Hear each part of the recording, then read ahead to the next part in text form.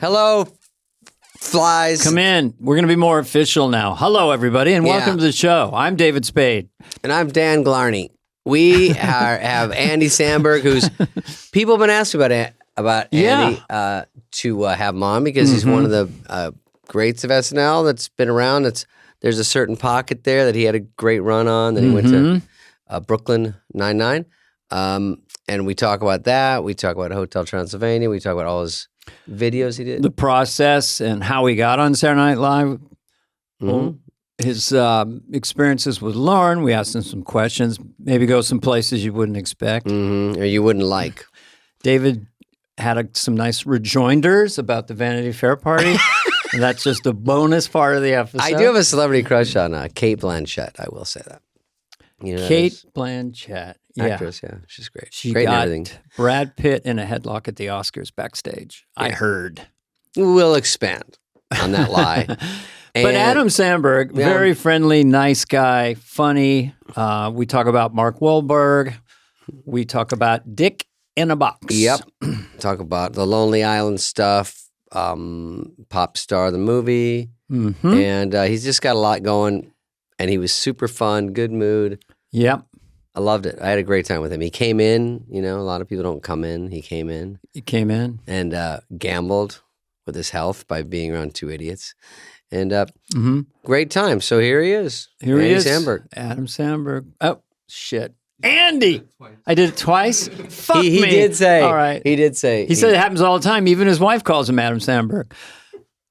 Let's start over. Well, we'll just keep this, of course. I mistake Adam Samberg with Andy Samberg with Adam Sandler. Say that 3 times fast. I mistake Adam Samberg.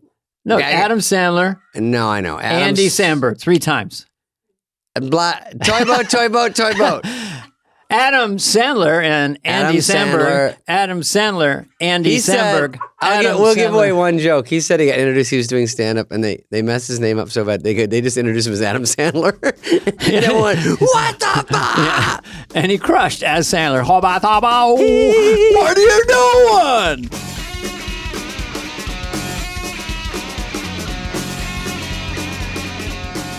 He did kind of the same thing where you were on the show, and then you went to a sitcom pretty quickly. Was it right the next season? Yeah, and I mean, I didn't want to. Yeah. And then it was just Mike Schur asked, and I was like, oh shit. I saw what he did with Polar, and I was like, it's good. Yeah, I mean, I sort of went in. Polar doesn't go down for anybody. I love Amy Poehler. She doesn't what? She doesn't go down for anybody. What does that mean? I don't know. I just said it as a joke. She's powerful. She's a great comic. No, when you leave the show, it's very scary. And then they said, which I used to say was, you get like one kind of free shot. Like if you jump off the show, they go, do you want to? Back then, it was a little more going on in that world. Like they said, do you want to do your own sitcom? Oh yeah. Like Pauly Shore got one. You get one, but it's very hard. It's riskier. And then Just Shoot Me was already shot. It was already at the upfronts. And they picked it. And then Laura San Giacomo was out there to announce it. And the night before, they pulled her and said, we need one more thing to this. So it was so weird. So I got to see the whole pilot. Oh, wow. And then the guy was from Larry Sanders, which I loved. And the writer, Steve Levitan. And then never heard he of said, him. you want to add? And I don't want to hear about him anymore. That's wild. I had no idea about that. Yeah, so I said, I got to see it, which has helped. And I go, oh, I'm coming from the most competitive, toughest, funniest people in the world. Not that they weren't funny, but they're all actors. And I go, oh, there's no one like me here. I had a Dana there, and I had everyone better than me. And I was Thank you, David. Yeah, and so no, I'm saying because he's great. And you go, wow, when I'm not in a room with Sandler, Rock, Farley, Mike Myers, Dana, and I go, these guys are just great actors and funny, but there's not one like me exactly. I could sort of jump out. George Siegel said it's 4 actors in a cartoon. That's what he used to say about me. And I go, thanks. You were the Fonz. You guys, it was kind of cool. It's an observation. Yeah. Brooklyn. What was the name of yours again? Just Shoot Me. Just Shoot Me. I'm sorry. You guys also you were the stars, you were the Fonzes, but you had an ensemble. Yeah, that's not like hanging out in a movie. You can't do it. You can do it on live streaming now. If no one sees it, no one cares. But in those days, like movies, you're hung out there. But I thought people see it, and it was like you and your experience, I think I did know you were, is it CBS Radford, right? Yeah. That's where you shot it. Same stage. So you got into it and you, somewhat hesitantly, but you jumped in. You did your best because once you say yes to something, right? Yeah, you got to try and make it good. Mm-hmm. Did you write on that? And you're going to be writing just casually, but were you officially writing? I never was like in the room or had my name on a Isn't script. that great though? But weren't you able to go, They could give I you do good this? stuff anyway, and it works anyway. That's the craziest feeling coming from SNL is Yes. having someone hand you great jokes and you're like, wait, I get to just have these? And then everyone thinks I thought of them? And then they go, how do we make these better for you? And you're like, what the You're fuck? like, I don't know. We were both stand-ups. That was a revolution for me. If Bonnie Yeah. Turner gave me, the church lady can say this? Wow, awesome. Yeah, it's true. great. It does happen at SNL. It takes a couple of years before someone gives you a great joke, though. Well, he Right. came out of the gate huge. And Thank you, Right. David. It's true. I think This is Andy my favorite podcast. had so to work a little bit, but you get on No, there. he came out of the gate and revolutionized Saturday Night Live. But we can get to that thing. We'll get to that because that's In the live show, though, I did not come out of the gate strong. But you revolutionized the thing, right? YouTube comes out, SNL's still going. Yes. And then you came in with your buddies and it went, boo, it went. It was fortuitous timing, I Yeah. like to say, with the YouTube stuff. Because, you know, Yeah. it started with like Albert Brooks doing short films and McKay did short films. And it was like a long history of it at the show that we Schiller loved. Vision. Exactly. Schiller Vision's great. Even like the Eddie Murphy stuff, Mhm. with doing like White Like Me, where he was like walking around town. Like there's always cool pre-tapes. We just were like, we're going to do them every week. It's hard though. SNL Digital even got a name. Yeah. It's like a exciting idea. Yeah, and they it was the first one was Lazy Sunday, if I'm correct. It was the first one people liked. Do you think you blew up YouTube or YouTube blew you up? I think we are responsible for YouTube and they owe us a lot of I think it dough. was sort of I knew a guy who mutual. was trying to do YouTube and he was like 6 months late. He had all the technology, the idea. He Oh, called- he's going to do a YouTube. Yeah, Wow. YouTube, and then YouTube came out, and then I was with him, and he was trying to think of a name. He had Grouper, and then a friend of mine renamed it Crackle, and Sony bought it. Oh yeah, I remember those. But YouTube is such a perfect name, like DocuSign. You have to sign documents. I own DocuSign stock. Sorry, I shouldn't be promoting my portfolio. I mean, I interact with DocuSign a lot. I do too. I think I Yeah. love you. You know that Danny gets Andy, a penny. I eat a penny. What? No, you get a penny every time someone signs something. Does an angel get his wings? No, I do.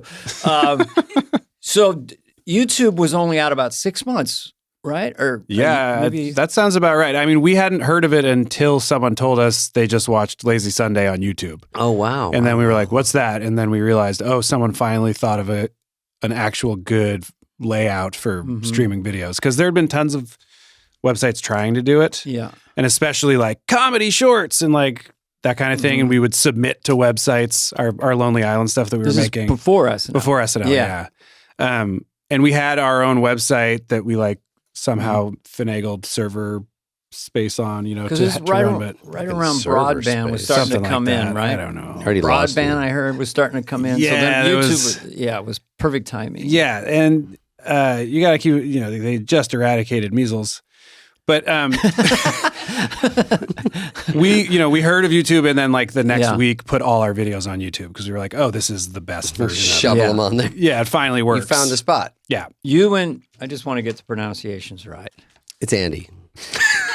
By the way, I said them up. Andy's name, your name was David. I want to say Listen to this thing. Guess what someone told me? Look, his name was Andy. Somebody told him And they that. called him David. No, his name was David. And my brother's name is Andy. And my name's David. You can't make this. Yeah, you could. You you could can't make it. make Was your it up. friend, was the person who told you Wick, Adam Samberg? last name Apedia? Yeah, it was Wikipedia. It was printed out. But I know about you. I just didn't know that. And That's a okay, but your tidbit. bandmates from 8th grade. it's a little Akiva. smaller than a tidbit. Akiva, Schaefer, and Yorma. And Yorma Taccone. Jeez, talk about Akiva, Wikipedia Schaefer, over Yorma, here. Yeah. Tacomi. Taccone, yeah, with him N's. too. But it's his fault for having that name. Like people, yeah. Well, I was Dana Garney for years, and no one ever got it right. You were what? Dana Garney. I was Dana introduced- Garney? No one the guy knew his who name. Who's up next to stand up? Well, by the way, Dana Garney. I've been. Oh, you must have been. I'm Adam. Everyone thinks I'm Adam because of Sandler. Oh yeah. Even Like, your hey, wife. Adam Samberg. Oh right, Sometimes it's Andy too Sandler. close. Andy Yeah. One time Sandler. I was doing stand up before I got SNL, and someone literally introduced me as Adam Sandler, and everyone went. "Ah!" And then I walked out. I was like, no. That's not my name. I'm so sorry. I also like him. No, I got introduced as David Bowie once. David? I got introduced. Here's my one they mess up. David Bowie. I go to the Improv a couple times a week just to give them a little treat, you know. Oh yeah. And then give them a taste of the magic. They go, "What do you want to say?" And they go, "I go, just say because the last movie on Netflix was The Wrong Missy." I go, "Just say The Wrong Missy and some other shit." And they go, "Got it." And they go, "This guy was in The Right Matilda, The Quiet." And I go, "Why is that one so hard?" They say it wrong every single time. You say it wrong too. I came up during the Rough and Tumble Club days. My biggest intro from Tony DePaul at the Holy City Zoo, and I'm a nervous stand-up. Here he is, Dan Agarny, the man who invented the blowjob. That was the first one. that was it. And you're like, I didn't ask him to say that. That's a great Or one. he'd say, some people think he's funny. I don't know about that. You know, it was Rough and Tumble. Yep. 40-seater. They're trying to nag you on the way up. 40-seater. Then Rob Williams would come in. I just wanted to play, and he'd do like 3 hours. I'm going back to Brooklyn. I want to go back to listen to this Brooklyn Nine-Nine thing because he got up for an Emmy. I think he won an Emmy. 2 Golden Globes. Who Globies. does his homework? Oh, I got some Globies back when that meant something, you know. sure. Do you want to hear people say, don't ever talk about yourself on the podcast, but guess what? So here's what's going to happen. All right. So I'm in the 5 audience minutes and of they David go, right now. Golden Globe. By the way, we're back in fucking Azusa. You know, they keep the people from TV, the Golden Globes on TV. Tom Cruise is up front. I'm on the third deck where I have to take 2 elevators to get to the stage. They know I'm not going to win. So, and a It's trolley. nighttime, so you're Yeah, having so a I'm little back there cocktail. and they go, but it was a harder supporting category. It was against Don Cheadle. It was against every supporting category on TV What was and movies. the category? Supporting in anything. For your show. Yeah, Okay. for Just I Shoot got Me. it. Got it. So I'm up against Gregory Peck, Don Cheadle, a guy from Seriously, ER. Gregory It's Peck? drama, comedy, everything. So I already won because I just got that far. Yeah, that's and so crazy. they go, No, but seriously, Gregory Peck, that's not a he joke. beat me. Yeah. Fuck. He did 90 seconds in Moby Dick, and he goes, "I can't believe I'm getting it." I'm Award for kissing 90 seconds. bigger I'm like, lips no than fucking more." shit. Gregory Peck. I slugged out 148 episodes.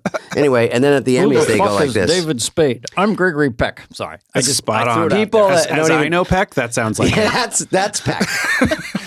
Everyone listening is going, it's not close enough to an old I person. met him once, so what happens? So at the Emmys, they go like this. This is supporting in comedy, and they go, David Hyde Pierce. And if you saw the slow motion of my shoulders go up, and I went back down and then went for an applause.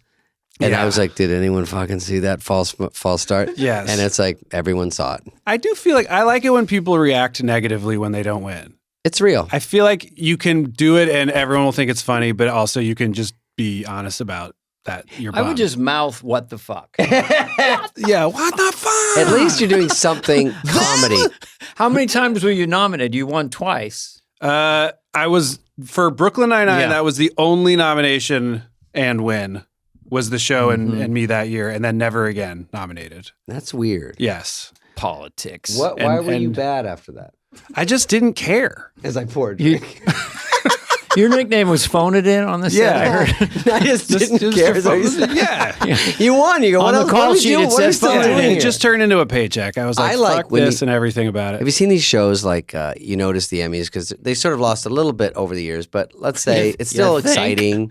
So they win something, and someone that wins on a show or a comedy, and then the next year they get canceled, and you go, that's a mind fuck. Like you just won. You go, at least we have a little job security here. You're talking about the show got It's canceled. like the show, Yeah, somebody yeah. wins or the show wins, and then the show gets canceled, and you go, what happened in that? You'd be like, I guess it wasn't good. Right, you go, Yeah. not only are we not up for one, now we're canceled 1 year later. Do you think they like hide that Emmy in the closet and like shame it? It's sad, yeah.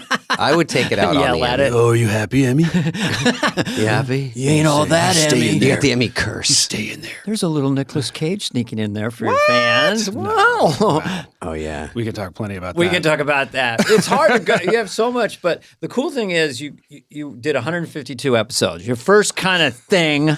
I do my homework. I love it. I went to state school. I didn't know that I did 152 I'm episodes. a Bay Area guy like you, so I know, that's I throw true. down for you. But not anymore. Do you still stay up there? I have a house up there, In what area? We don't have to Marin use this. County. Oh, I love Marin. That's stunning. What's the address My again? wife grew up there. We could do a little childhood stuff for a sec. So, what town did you grow up in? In Berkeley. Ugh. Well, I you look so disappointed. love Berkeley. Used to go to the track meets there. My first stand-up set was on Telegraph Avenue at you the serious? La Salamandra Cafe. Oh, that rules. Hippie place. Spade hating this. So were you kind of raised like a hippie, or just yeah, a little jump bit. in here? A little bit. How many kids? Just you were the only one? I have 2 older sisters. Interesting. Yeah. Baby Andy. Samberg's got cool hair, which always infuriated me, but Do you think I do right now? it's pretty cool still, yeah. Sick. No, you're You good have looking dude, hair, you have hair and you have a jaw. yeah. You guys, this is I need making a me lot feel of good. work up here, and I even Burt Lancaster told me, "How can you be a movie star? You've got no chin." That was a quote from Burt Lancaster to me. What does he gain by saying that to you? Exactly. He got mad because He was a dick back. Wow. I jumped out of my chair so he could sit in my chair. He was 73. Yeah. And he's coming over. And I jumped out. And he thought I patronized him. You motherfucker. Don't Where you was this? jump out of a chair for me again. This was Tough Guys. Year before I got SNL, I played the parole officer with Burt Lancaster and Kirk Douglas. Ah, okay. Yeah. But anyway, You know, when I So- beat Greta Thunberg at the Emmys, she goes, "How dare you?" good one. How dare I swung you? back for that weak joke. But go ahead. I know, it was a good. It was dare worth it. Who's going to be married to that woman? How dare you not clean your plate? How dare you? We're She doesn't have to get married to find happiness. I just want to point That's that out. true.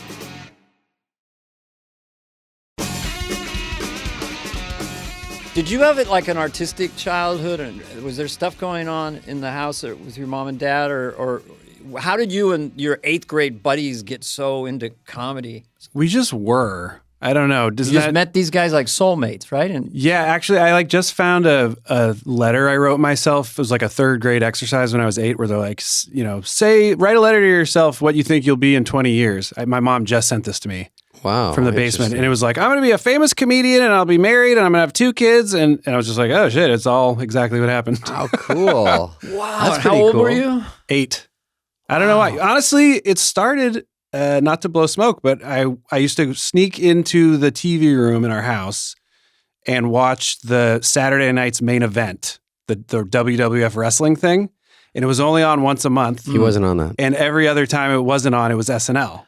Ah. So by accident, I started watching SNL because I was like, oh, it's not on, but what's this? And it was right when it was your first cast. And that's when I got into the show. So you were like 12 or something, or 10, 12. I mean, honestly, I might have been like 8. Fucking I'm trying to shit. think.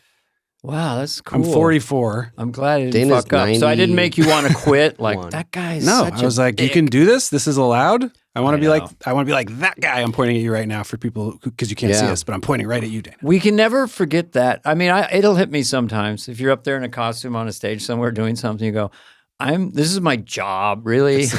Also, Right somebody's now I'm watching. working. I mean, you guys probably grew up watching SNL. Yeah. It probably Oh, wasn't Possessed. that different from how it was for me and It's my exact For, same cast. for me We were to like- run into Dan Aykroyd at the show Yeah. was just nerve-wracking. Yeah, and then he talks to you about his vodka for like an hour and a half. Yeah. Well, you don't have to leave the show. You know? Yeah. You talk about investing. He was an investor early No, on. it's insane to bump in anyone from that original cast. It's crazy. When they They're walk the in your rock stars. office, you ever seen them walk Yes. around the offices? And Aykroyd came in, knock, knock. I All right, know. sir. Fair enough, sir. That's right. He's good about it too. Aykroyd's very like, I liked what you did. It was Yeah, very he- funny. And you're like, holy shit, this is Yeah. crazy. Every Yes. time I run into him, he goes, the church lady was kind of, sir, it was sort of a perfect comic character. If I see him at the 50th, I'm waiting for it. I go, hey, Dan, what about Did you go to the 40th? I was at the 40th. yeah. Fun, right? I did a video with Sandler. We did the thing about everyone breaking. Oh, you did? Yeah, Oh, they put it in Shit Can Alley, but it played well online. Shit Can Alley. You Well, mean first in of all, the- in the that should be your next musical video, Shit Can Alley. Do you mean you presented it from a bad spot on the stage? No, I did not make that up. People used to talk about at the table read if you were in the second half of the read, Right. in the middle of the second half, that's Shit Can Alley where nothing plays because Oh, I never everyone's heard that. I love exhausted. it. Yeah. And then once everyone knows there's 1 or 2 left, they laugh again. Yeah, it's And not so- bad to be the But you and very Sandler, end. it got Yeah. on, right? Of course. It aired and it played well, but it was like people were partying already and drinking and walking I think around. Mike and I went on last, didn't we? Wayne's World? Were you dead last? I thought we were dead last. That's great. Well, see, but that's a good spot. Then they're I said waking we up should going, it's almost close her. over. Yeah. I said we should be either really angry or really flattered. I said that to Mike right before he went out. I think probably a little of both. It worked out. You know, it was interesting. I probably shouldn't say this. Say anything you want to me or David. It was such a comedy room, and people are so fucking like SNL competitive that like the monologue opening thing was Timberlake and Fallon doing like SNL through the years, and it was like a full on crowd pleasing showstopper. Yeah, and half the room was kind of like arms crossed, like. And I was like, Jesus, I don't want anything I do to air in this room. We're all wounded little clowns. Yes. If he does good, then I don't do good. And everyone at home was like, this is the greatest thing I've ever seen. Dude, I was doing bye-bye and Jane Curtin was yelling, fuck you, to me from the front row. Yeah, take your own advice and skedaddle. Jane Curtin, of all nice Jane people. Curtin was cool. She's wonderful. Will you be at the 50th? We ask everybody. If I'm invited, I gotta go, right? You're going to be invited. You never know at this point. I heard there's no +1s. That's always weird. So my wife's not coming? Wait. That won't go down well. I heard there's no +1s. You know, you weren't at Vanity Fair the other night, right? I didn't go because of the knee. Oh, the knee. I just want you to know I was invited, though. Oh, yeah. Dana, this Vanity Fair thing. I should have brought fucking Dana. Oh, I couldn't. That's the point. I couldn't bring anyone. I was invited for 25 years, never went. So finally they stopped inviting me. Oh, got it. For people at you can home, still go now. they hear about that Vanity Fair party, like the Oscar party, right? Yeah. So there's one at Gaio's Huge. after that, which is really fun. And that's, at least I know him, so it's easier. But Vanity Fair, it's not an audition, but you just hear if you want to go to the Vanity Fair. I always thought I was always invited. And then one year I go, hey, I didn't hear about that Vanity Fair. I think I want to go to that and bring my buddy. And they go, it's just so tricky this year. I'm like, yeah. Oh, what does that mean? They're like, I can't go. And they're like, it's not that. It's just that you can't right now. And I'm like, so it is that. And then, but for people listening, you see pictures of the Vanity Fair party, but it's a fun party, but they stagger you. Yes. So you either go like Apatow. I didn't know anyone, and I got no +1. And I said, I think I'm going to go. I get home from my shows. I just want to go at least do something. I can't stay all the way awake till a guy's party, but I go, I'll just go to this one. Oh, wait, what's my time? Yes. And so it gets a little sweaty. I got 9:30, which is pretty good. 9:30 is not bad. This is all embarrassing, It's Dana. the cool group. It's cool kids. And they go, you're right between Gigi Hadid and Harvey Weinstein. So they let him out, just they furloughed him. He's there. I'm like, this is the only thing you get out it's for? It's cruel and unusual not to let that man go to that party. So I and then they put him right back embarrassingly. But 9:30 is not bad. One year I got midnight and no +1. I didn't go. Too embarrassing. Now you got Fly on the Wall, rough. so it's a hit podcast. No, they know. It's intense. So you're going to be... But back to our guest. No, I want to tell him because I want to say, because he's done this. It's embarrassing that when you go and you go, you get out by yourself. And so I hit Apatow and I say, are you there? And he goes, I got here at 5. I go, 5? He went at 5. What, do you have a head cold? He went to, how does he sound? Do it again. Yes. Let's go back. Everyone has a little Apatow. You cop an attitude and just say the name. You do the thing where you I'm Judd Apatow. How you guys doing? I'm Judd Apatow. That's pretty funny what you did. Oh, yeah, that was really funny. Yeah, that's good. Yeah, he does say that. He does say that's funny a lot. So anyway, Very generous. I get there, I go to the press generous. line. All the I hit right when all the models hit, and they're all 50 feet tall. And I go, can I just cut in front of you guys and just? And they're like, is someone talking? And so I go. I remember I went up to Jessica Alba. I go, I thought you were Nancy Pelosi. That was my joke to her. Yeah. And she goes, fuck you. And I go, no, she's right behind you. And I go, because it's funny. Because one time she kicked me in the ass at the Golden Globes and she said, hey, Fats.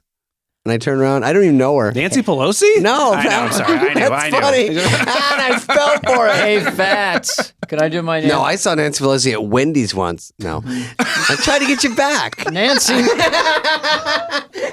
I Nancy bought it. Pelosi always looks like she just sat on something cold and wet. That's not. Sorry, that's my Nancy Pelosi joke. We'll finish this. No, there's no story. I was Come just saying it's on. embarrassing, and I went there, and that was it, I guess. So Just- Wait, why did okay. Alba call you Fats? She did because she thought it was funny, and I thought it was funny. Oh, okay. If you really were fat, that would be insensitive. Yeah, I didn't care though. It was back in the Dark Angel days.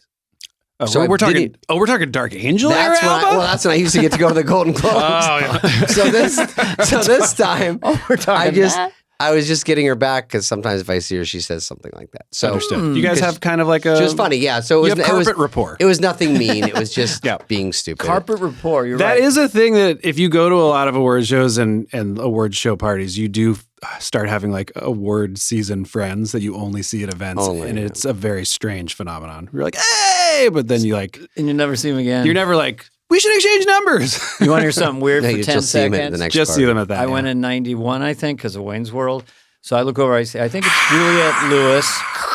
We'll put it in later. Hey, thanks. I see Juliette Lewis and Brad Pitt. I think it was her. when they were dating, yeah. I see them off the side, and I can see that they're talking to each other, whether they should come over and talk to me. Oh, that's like nice. nervously Nice. coming over. And did they? I go, we're just going to leave now. And he goes, that's a good plan. Like that plan. Let's face it, man. I'm a goddamn has-been. Sorry. Once Upon a Time in Hollywood. Yeah, I've seen it. Oh, yeah. That was Brad Pitt. Really good. 11 You were times. in that, right? Yeah, neither. No. 11 times. What I'm interested in right now Say hello to your about this mother for me. podcast, I'm interested in Andy and his buddies. They make their thing, and then they come to SNL, and your first boom, and then you did come up with Lazy Sunday at SNL. Yeah. So walk me through that process. You meet Lauren, you tell him, what was your first meeting with Lauren or the writers? What was that Well, vibe? we got the show actually because we were writing on the MTV Movie Awards and Fallon hosted.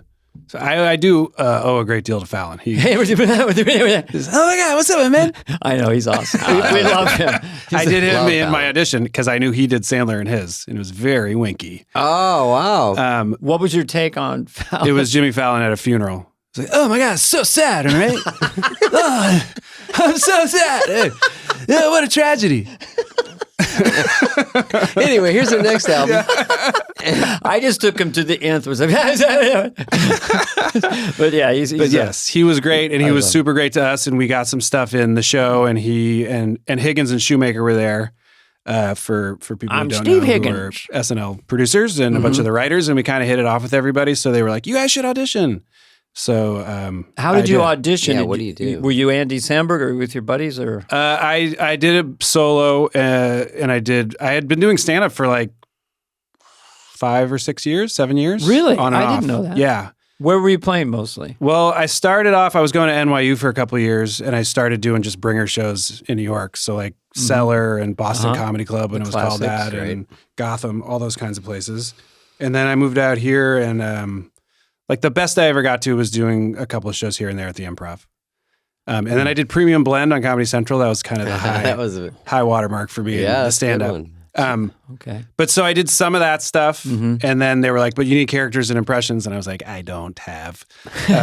So You didn't really? not really. We just made up a bunch of shit like the weeks leading up to it, and those guys helped me, Keeve and Yorm, and it went well. So they said you need to come back, and then they also had Yorm audition, and Keeve did a meeting with Lauren, and we all submitted a writing packet together. All three writing, Yeah. and you got the feature performer. Yeah, and then they got hired as writers. They're and we, writers. like it was a crazy dream where all of a sudden But we were how like, 3 of you guys to get on is very Well, to come tough. in with Bonkers. your buddies from 8th grade, and now we're all on Saturday Night Live. And we had already been, I mean, we'd known each other a long time, so we had shorthand and we trusted each other. But it was also like we had spent the last 5 years in LA making stuff. So we had kind of a rhythm of what we were doing already. And a TV show on YouTube, basically. Kind of, yeah. I mean, people didn't really know about it the same way they do now, but it was the same thing in that we had gotten a lot of the bad stuff out of our system.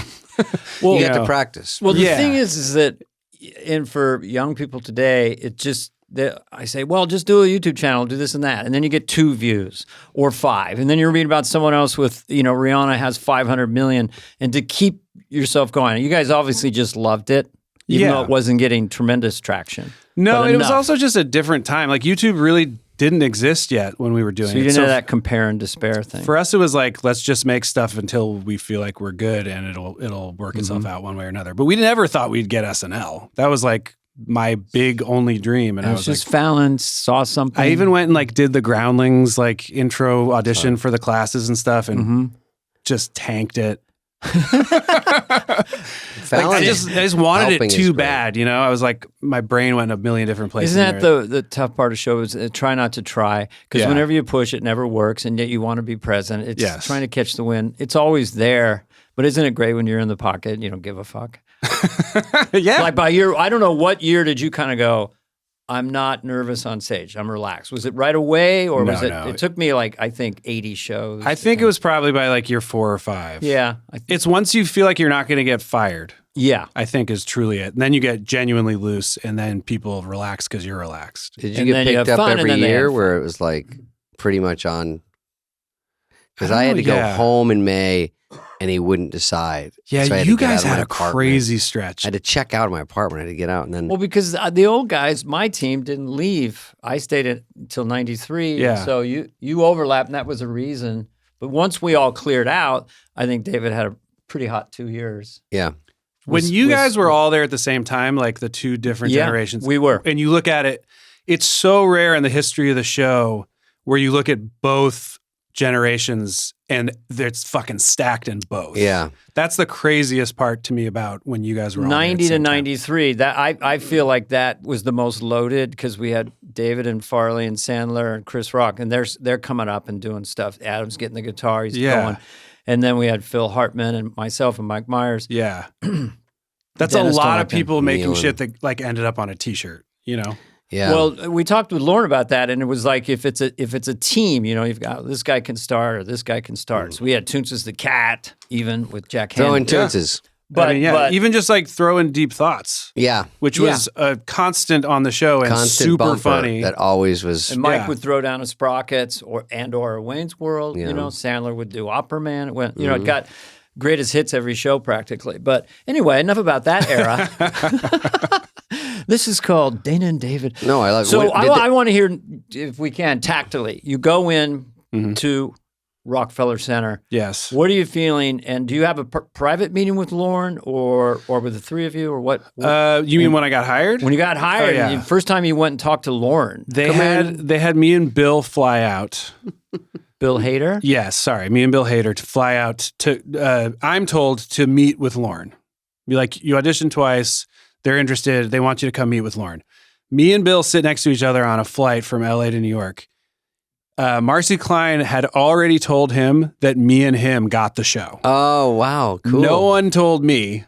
And Bill, bless his heart, pretended the entire flight that he didn't know, so he didn't be the one to tell me. He wanted me to have like my moment where I got to actually find out. That's nice. So the whole, he makes fun of me now because we talk all the time. He's like, you were like, oh man, I wonder if we're going to get it. You fucking idiot. I knew. But so we get there. He goes in for his meeting, which is just saying hi to Lauren because he knows he's got the show. Then I go in and I talk to Lauren, maybe 10 minutes. And it's Lauren, so he gives you nothing. Mentions nothing about anything. Was there anyone in the room? No, just me and him. He never stands up and leans over the table and goes, congratulations, you've got the job. Literally, I think a cigar. Or here. It's not like a real job. Chipperillo if you want. Now, you must do a Lauren or a Lauren impression. It doesn't matter how good it is. It's not good, but it's basically him being like, so do you think you'd be willing to cut your hair? I'm like, willing to cut your hair? It was really crazy long. I was like, oh yeah, I'll shave my head if you want, whatever you want. And I was like, on coke. But that's a very specific Lauren. And he goes, and you think you could do this? You think you could live in New York? And I was like, oh yeah, I've lived here before. I lived here for 2 years recently. He's like, okay, well, we're going to all go out to dinner, so you should come. And I was like, okay. And I walked out and I looked around and it was like Jen and Shookus were there. And I was like, and they were like, so? And I was like, I don't know.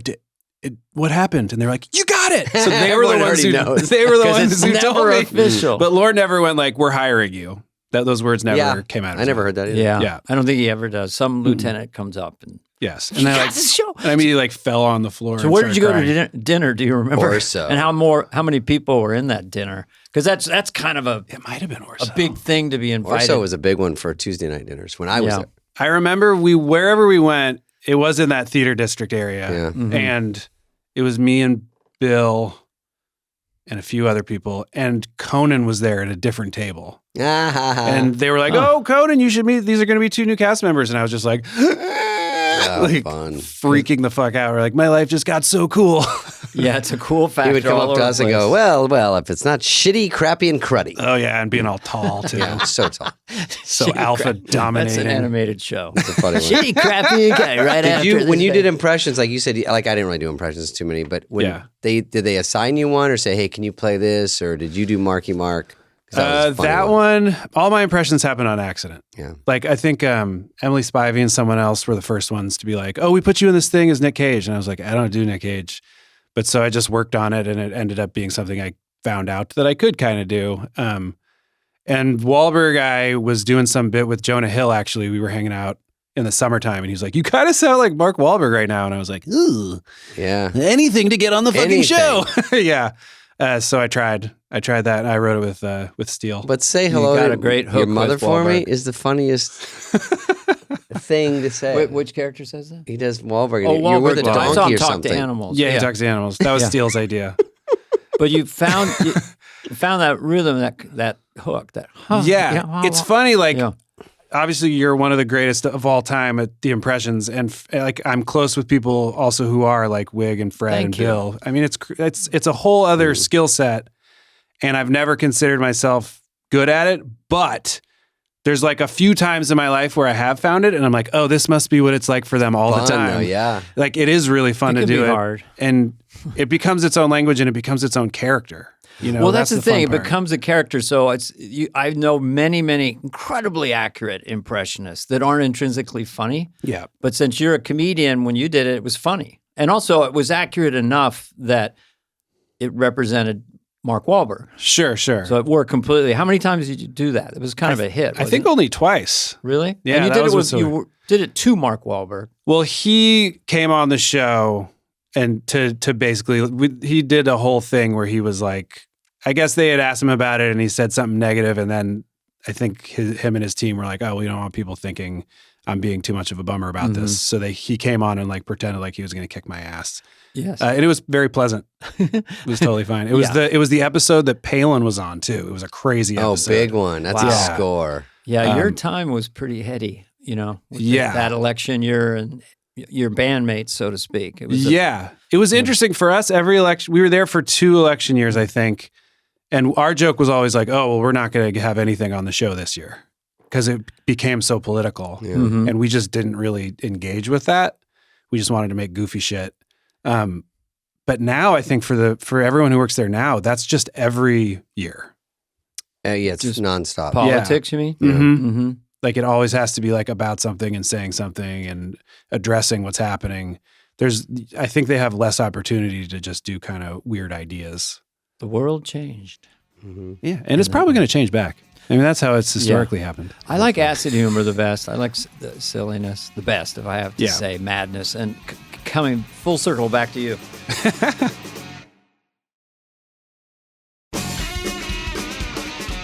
So, Lazy Sunday and the Princess at Narnia, like, are you writing that when it's coming together? I'm just curious, like, that's your first SNL? Is that the first one or not the first one? That was Or the second one. We had made one short that aired before that called Lettuce, which was Bomb. No, I'm kidding. Hey, come on. Hey, David, that's kind of mean. No, he's the one that He's said. our guest. What are you talking about? No, he said But that was it as part of SNL, not He a pre-SNL. No, it aired on SNL. Okay. It was a Will Forte idea that we did with him, and we shot it on like a home Okay. camera, and it aired. And we were like, "Holy shit, that aired!" And then Lazy Sunday was the second one that aired, but that wasn't until the Christmas episode of our first season. Did you show it to Lauren when you got it completely finished? No, Ahead I of think time. the first time he saw it, I think was at Dress. And Yeah.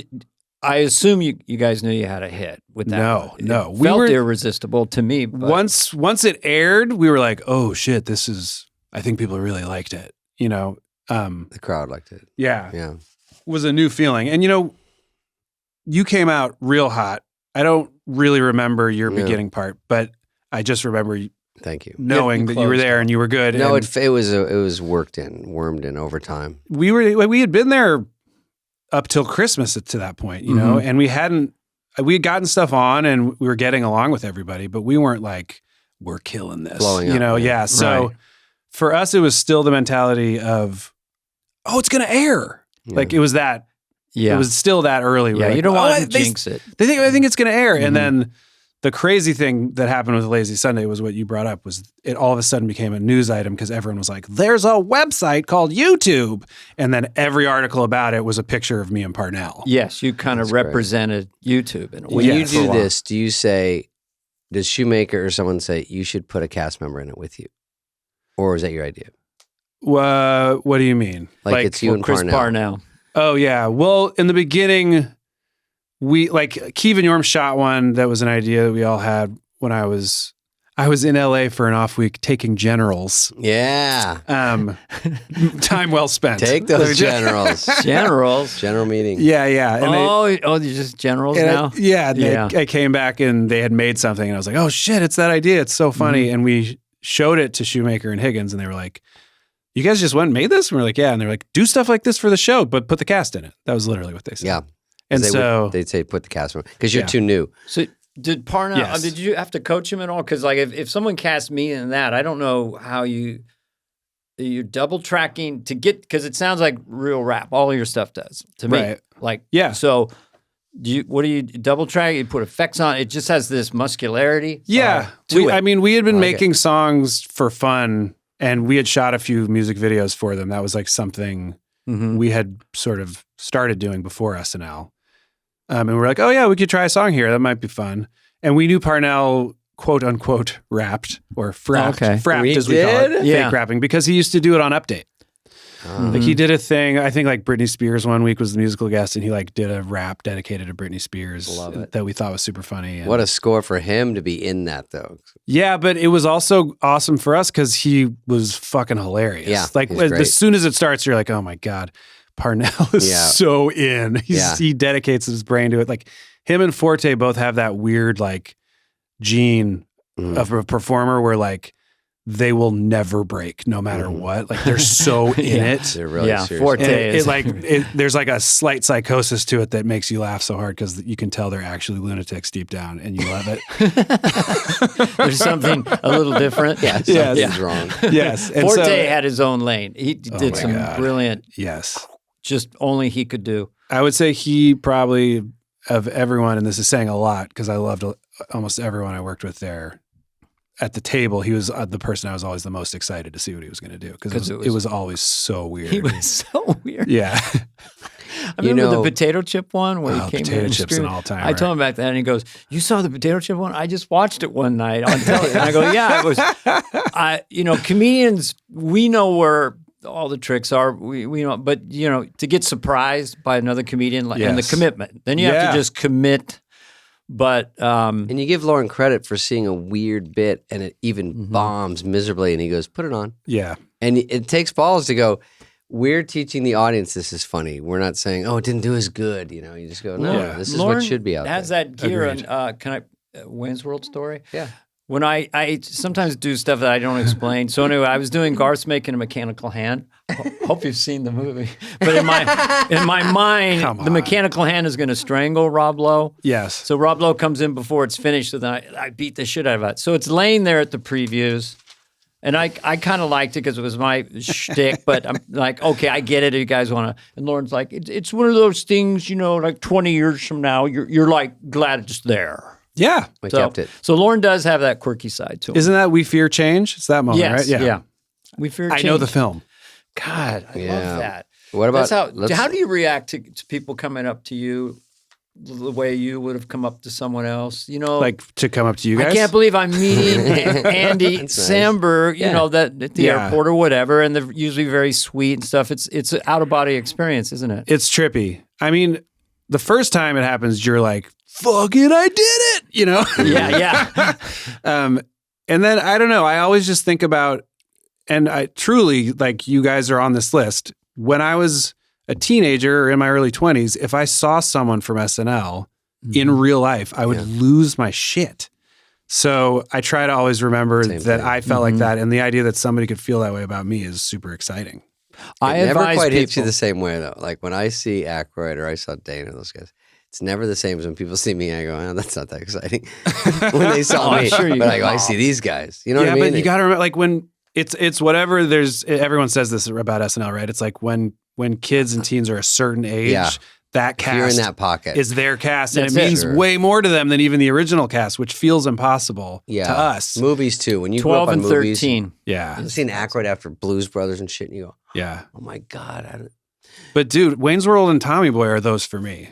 Yeah. Way more than Blues Brothers. Nothing against Blues Brothers. Yeah. It's No, just it's just the those age were you were my at. those were Yeah. my years where I was like, holy shit, I can't believe that they're getting to do this, Mhm. and it makes me feel like I have a place on Earth, like literally. Because you want to do that stuff. It's Yeah, like, shit, we and got I this. still quote those movies like every week. Yeah, that's nice. I can believe you remember We Fear Change. Yeah, Did dude. Garth say that? Garth said that. We fear change. We Fear Change. And then What about this pop star movie? See, oh yeah, I think I told that whole Vanity Fair story because Bieber was there. I think that's what I was leading up to. is that right? And he was wearing a blanket. Remember that? He's wearing a poncho. Did you see that? I this wasn't weekend? there. Let's look at a clip. Let's go to the phones. Bieber, but it wasn't really a Bieber parody, but they marketed it I as like a Bieber parody. I like Bieber as well, Yeah. and we met him Nice a bunch kid. of times at SNL. I'll say this: Super talent. I mean, obviously, in that moment, it was like he was one of the biggest pop stars Of in the world. course. He still is. So we're making a movie about that world. Mhm. So there are definitely jokes in it that are inspired by him. Like, Sure. And you exaggerate a situation like he's a big pop star. What's the funniest version of everything doesn't mean it's about Bieber. correct. It's about, But there's Oh. also a lot of stuff about a lot of other people in it too. And then a lot Right. of stuff we just kind of made up. yeah. I will say this. Judd, who, bless his heart, is the reason we got to make that movie. oh, that's right. Judd did Fully produced it, fully ushered it, told us like, hey, if you guys wanted to make a movie like that, I'll produce it, and just gave us basically a free pass to make a movie. Yeah. I think he was in line with Universal more about making the marketing feel a little more Bieber leaning. Mhm. And we were like, this is Judd. He doesn't fucking miss. So Mhm. whatever you guys want to do. Sure. And then we ate shit at the box office. Ate a whole big pile of shit. on a movie that is funny though. That's Yeah. a very colorful way to put Thanks. it. But I've been in a couple of stinkers. I'll tell you what, it wasn't because of the marketing or the Bieber stuff. It was just like people didn't want to go to the theater for But it. also, But now people hasn't it found reference a it place? still. Sorry, Yeah, isn't it people kind of still a like it. cult film in Yeah. a way? Is that like the people who are going to love it are going to be quoting it and possessed by it? I'm assuming. I mean, most of my favorite comedies didn't do well in theaters. Most. Mm-hmm. Wayne's World obviously is an exception. Mhm. And you know, there's exceptions. There's Anchorman, which is one Sure, of my all-time it's favorites love it. that did really well. But generally speaking, you know, like we were kind of like riding Spinal Tap's coattails, and Mm-hmm. when it came out, I just kept reading stuff about how when Spinal Tap came out, it was in like 6 theaters or something. you know? bombed. Yeah, There was And like then Wet now- Hot American Summer. There's a bunch of ones Oh, going Wet on. I Hot was is in the Spinal greatest. Tap. And that's right. Jeez, you know my whole. You were in Spinal Yeah. Tap? Andy Samberg is interviewing me today, and we're having I was in Spinal Tap, the mime waiter with Billy Crystal. That's right. It's super Oh funny. wow! Yeah. How fun! But to me, that movie was, to your point, that was sort of like, God, they could make a movie like that. It's like the first mock documentary Yes. that I'd seen. Is like, this Dude. is so cool. It's won higher. Have you The band was watched 11. that movie anytime recently? Maybe not in the last couple of It's years. crazy how well it holds up. Like just the pace of it, and it doesn't seem like it's rushing at They're all. not pushing. Yeah, yeah. but it's it doesn't unreal. waste a second of your time. Like it's just like type it. Mhm. Every joke is funny, and they get out, and it moves, Yeah. and the story makes sense, and you actually kind of care in the end. We It's did, so Kevin good. Pollak and I talked like Christopher Guest for like 3 years. Yeah, Every sure. time we Yeah. talked, and we actually played blackjack at Harrah's. We were playing, and we just did it going. Told like this. Well, Yeah. I'll give you. I'm supposed to take your call. Do you want me to take your call? And try to do it is real enough that they maybe believe it. When I did Coneheads, put the applause. Thank you. Coneheads, with David Michael Spade. McKeon, I'd ask him about Spinal Tap, yeah. and Coneheads after it came out was probably better than Spinal Tap. Anyway, Coneheads was great. Yes. Coneheads had so many funny people in it, and it never just gelled. Well, I love perfectly anything together. where they're called Coneheads and their heads look like cones. It's perfect. I always like the nail on the head. Maybe it was too on the money. I auditioned for Spinal Tap. You might find this interesting. I came into Rob Reiner and the whole cast. I'm auditioning. You did? Yeah, to play the Wow. drummer or something. Great. And then I go, this is nerve wracking. You guys are all friends, and I'm just walking in here. And so they all goes, oh, we get that. They all just immediately left the room. they just got out of the room. I'm waiting there 5 minutes, and they come back in. They go, oh, we're a little nervous. Well, how long have you been in here? You know, or I think they felt sorry for me, so they gave me the mime thing. Oh, That's dude, this guy nice. was in Grown Ups too. was I ever. Oh, the cheerleader scene, which was That was a good hysterical. group. That was a fun day. That was a great thing to use guys like you, where not to waste your time. It's like one bit funny and get out. You know? I mean, yeah, that's the thing too that I know you know about. Once Sandler likes you and puts you in stuff, he'll be like, "Just come do a thing." You're like, "Okay, we'll figure it out later." Andy, What's that doing? He has a very sweet, whispery. So we're thing. gonna do a thing. And you'll be like with a bunch of suds on you and stuff. You're gonna be so funny. There he is. Adam has a lot of the best. Yeah, the best. a lot of rhythms to him. And So and we he's- should He's in Hotel Transylvania. we should talk about That's some right. of these As are you. monster things. Dude, you were in the fourth one, right? Yes, Andy. I Were was you? in the- Yeah. I Was in Selena? Yeah. Oh, Adam wasn't. Correct. Oh, that's right. Yeah. You were It was- been in four. We've been in 4 together. We've been in the I was in 2. By the way- trenches of Hotel.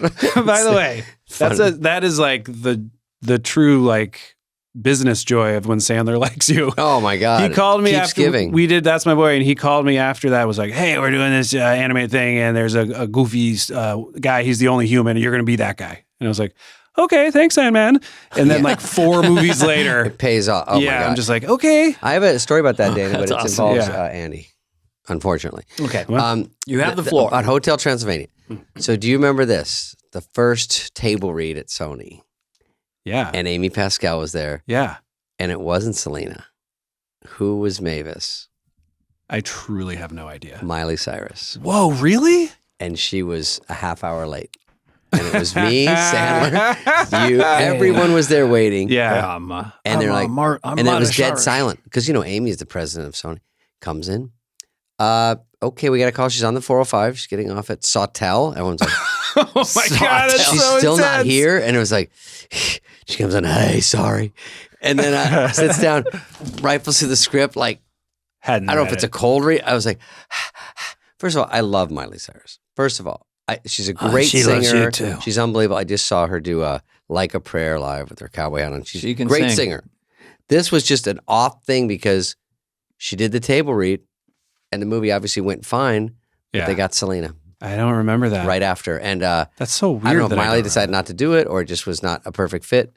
But Selena's obviously unbelievable and great. And she was, Yeah. I only met her twice along the way because we don't do that much. You know, we don't shoot them all together. I mean, I've never been in the room with her for anything but press. But we do all the I know we did press. Yeah. we do all the press together, and it's like, hey, this is fun. Yeah. This is Went a to, bunch of nice people. Cancun. Didn't we go somewhere for the? Yes, That was dude, fun. that was crazy. The Sony Yeah. retreat, Uh-huh. that was nuts. And then my wife and I were like, oh, we're gonna go to Tulum. Yeah. We're great. already here. Yeah, you're in Mexico. Go ahead, Dana. Oh, I just wanted to, because I know we have our producer, Greg Holson, gave us a list. A super fan, the huge, obviously, Dick in a Box. Mhm. We can't get through all of them, but but Dick in a Box. These are the with biggies. Justin. Also, Dancing with Beyonce. Oh yeah, With single Bobby ladies. Moynihan. Single ladies. Big So if you want to talk Big. about those quickly, I mean, Dick in a Box. You have to go to was- Beyonce, or does Marcy, or does someone go to her? We wrote it. Me and Bobby, I think. I might be getting that wrong, but I think that was it. And I think we knew Justin was around and could do it. And then I think it was Justin that went and Oh, talked to right, Beyonce right. about it because we were like, well, he's very famous and she's very famous. Yeah. So that would probably go She'll better. see his DM. And also, like, it's him being like, I'm going to be in a leotard. Like, we're celebrating you, whatever it is. Mm. But she was delightful. She's such a sweet, wonderful person in my limited interaction with her. Yeah. But that one was fun because we just were like, there's no way people are going to be mad at this. It's too funny. Yeah. It's great. And she rolls with it, and it's all, and having her in it, and Yes. and then that's probably a blow up on video. Also, her doing that song, like her performance of that song that night on the show is one of the most incredible performances. It's I've hard. ever I mean- seen. Yes. And they're in like giant heels and just fucking destroying. Like her and Prince, I think, are the two people in my time there where I was like, I don't understand what's happening right now. It's so impressive. She seems like a very hard worker from like early age of like busting up and gives 100% in every performance. She's a killer. That song, Check on It, she has so many words in it. There's a couple songs where I go, how does she...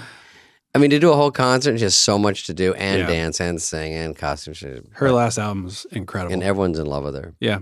And then, Dick in a Box. Beyonce, if you'd ever like to come on the podcast, you're always welcome. Obviously, everyone likes you here.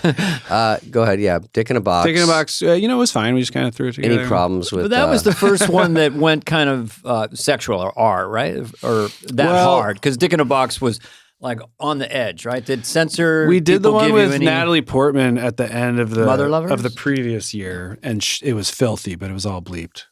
But that was all her. Oh, it was all bleeped. Yeah. That was all her. What but is people it? really liked that one. What was too. that one? It was just her rapping real filthy. Basically, she like loved Lil Kim and told us she wanted to do one, and we were like, okay, How great. yeah, And you have bleeped someone like her. all the words out. yeah, a lot of bleeps. Mhm. I mean, that was the fun of getting to do so much pre-tape. As we ended up, there was not a lot of bleeps before us. I don't think. When you do Dick in a Box to the audience, it says Dick in a Box. No, I think it was bleeped in. Oh in the no, room. really? Yeah. Even for the Because it's live. Oh yeah. So what part is bleeped? The word dick. Yeah, Dana. Yeah. So you can't say dick. Okay. You can say But- box. Well, couldn't they have just Interesting bleeped you bring box? this up, Because though, then it would have Dana. been dick in a, and you wouldn't know what it meant. It could be Dick Wilson. Well, Could be we- dick in your pants, like a medical thing. Two things about the bleeps. We were told that because it was bleeped, people thought it was cock.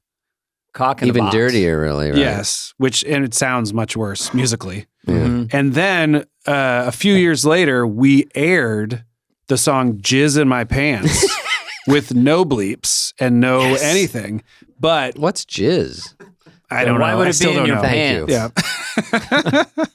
I'm told someday I'll find out. But that one, it had to air after 12:15 or something. Like it was Wow, like at the very interesting. end of the show. Huh. And I think whoever was running NBC at the time, it was maybe like Jeff Zucker or somebody, came down to the show and like they had a whole conversation about Oh, it. interesting. Basically, we brought it in because we had already started doing albums at that point. It was from our first album. And we were like, hey, we have this video. Maybe we could just play it at Dress and see how it goes. Mm-hmm. And then it was like, ooh, it went well. And Lauren was like, so we should air it. And they're like, but can we? And we're like, we have a censored version, which does exist where instead of jizz, you just hear variations of us going, "Ooh." And it's a lot sillier, but not as funny. You could have a dick in a box and also jizz in the box You could. with the dick. Say more about that. Well, I'm going to show you a chart how that could work. You're on, Spade. Where would you hold the box? But, you know, the I drawing, guess depends on your age. Dick in a box was revolutionary, but also I'm on a boat is so dry and silly. It is dry as a bone. I'm on a boat. There's I mean, nothing to it but that one idea. What are you doing on the boat? I'm on a boat. It's just told rich you. people being on boats, Just kind being of. on if it had boats. There anything. were a lot of videos at that time where the concept of the video was just they at us. were on a boat and It's they were incredible doing life. their song We're on rich a and boat. we're doing good. We're Yeah, doing- yeah. T-Pain was a great addition. he's It's the always best. fun when you just throw someone in that out of the blue. I think you pan over to him at the beginning, like you go down Yes, the line, yes. and that's a laugh, and then Yeah, that's like an old, like almost like Marx Brothers Oh, it's style great. reveal. Oh, yeah. Yeah. it's hard to get people. We were trying to get people for stuff back in the show, and they don't know to the last minute, and Mhm. unless it's Geraldo Rivera, they're not coming. Oh my God. I mean, especially once you start going into the music world, like they're on their own schedule. Everybody in music does whatever they feel like. So I go, what about Steve Martin? And he goes, what about Geraldo Rivera? And I go, well, and he goes, he's circling the building. Anytime you say, what do you do it? He's circling the building. That was Lauren's best joke. I've stolen that one. What about Geraldo? Well, Geraldo was the one that was always circling that we could Lauren will always get. do that sometimes where he's just like, so-and-so is here, so put them in it. And you're like, okie doke. Steve's coming. Yeah. We did a Laser Anything? Cats and it opens with him having dinner with Senator Dodd. Oh, wow. And we were like, yeah, that was definitely who we were thinking for this. Senator Dodd. Yeah, he was around. I Yeah. think Chris If you could Farley adapt picked it. him up and threw him around at a party. He had Steve come in a Hollywood Minute and stand behind me and just listen to it and sip a drink. Oh my God. And he goes, I want a drink and I want to sip it with a straw. And we're like, okay. Fuck, I love And then he Hollywood. just stood behind me. Steve Martin, my fucking hero. Like Did he say anything after? at the end, he goes, I did a joke about him. I go, he's in a new movie where he thinks he's cool. Hey, I have my shirt open. I'm Matt Dillon. And then he's standing behind me and then he taps me and I go, oh. And then he tells me to leave. And then he sits down and does some jokes. And are they about you or just whatever? He made fun of me. Yeah. But You gotta. it was. That's the Gotta have deal. a sense of humor about yourself. I sort of Well embarrassed said, because I didn't Dana. love Thanks. it. Thanks, Andy. I wanted more for Steve. So I love him. We're Bay guys. We get it.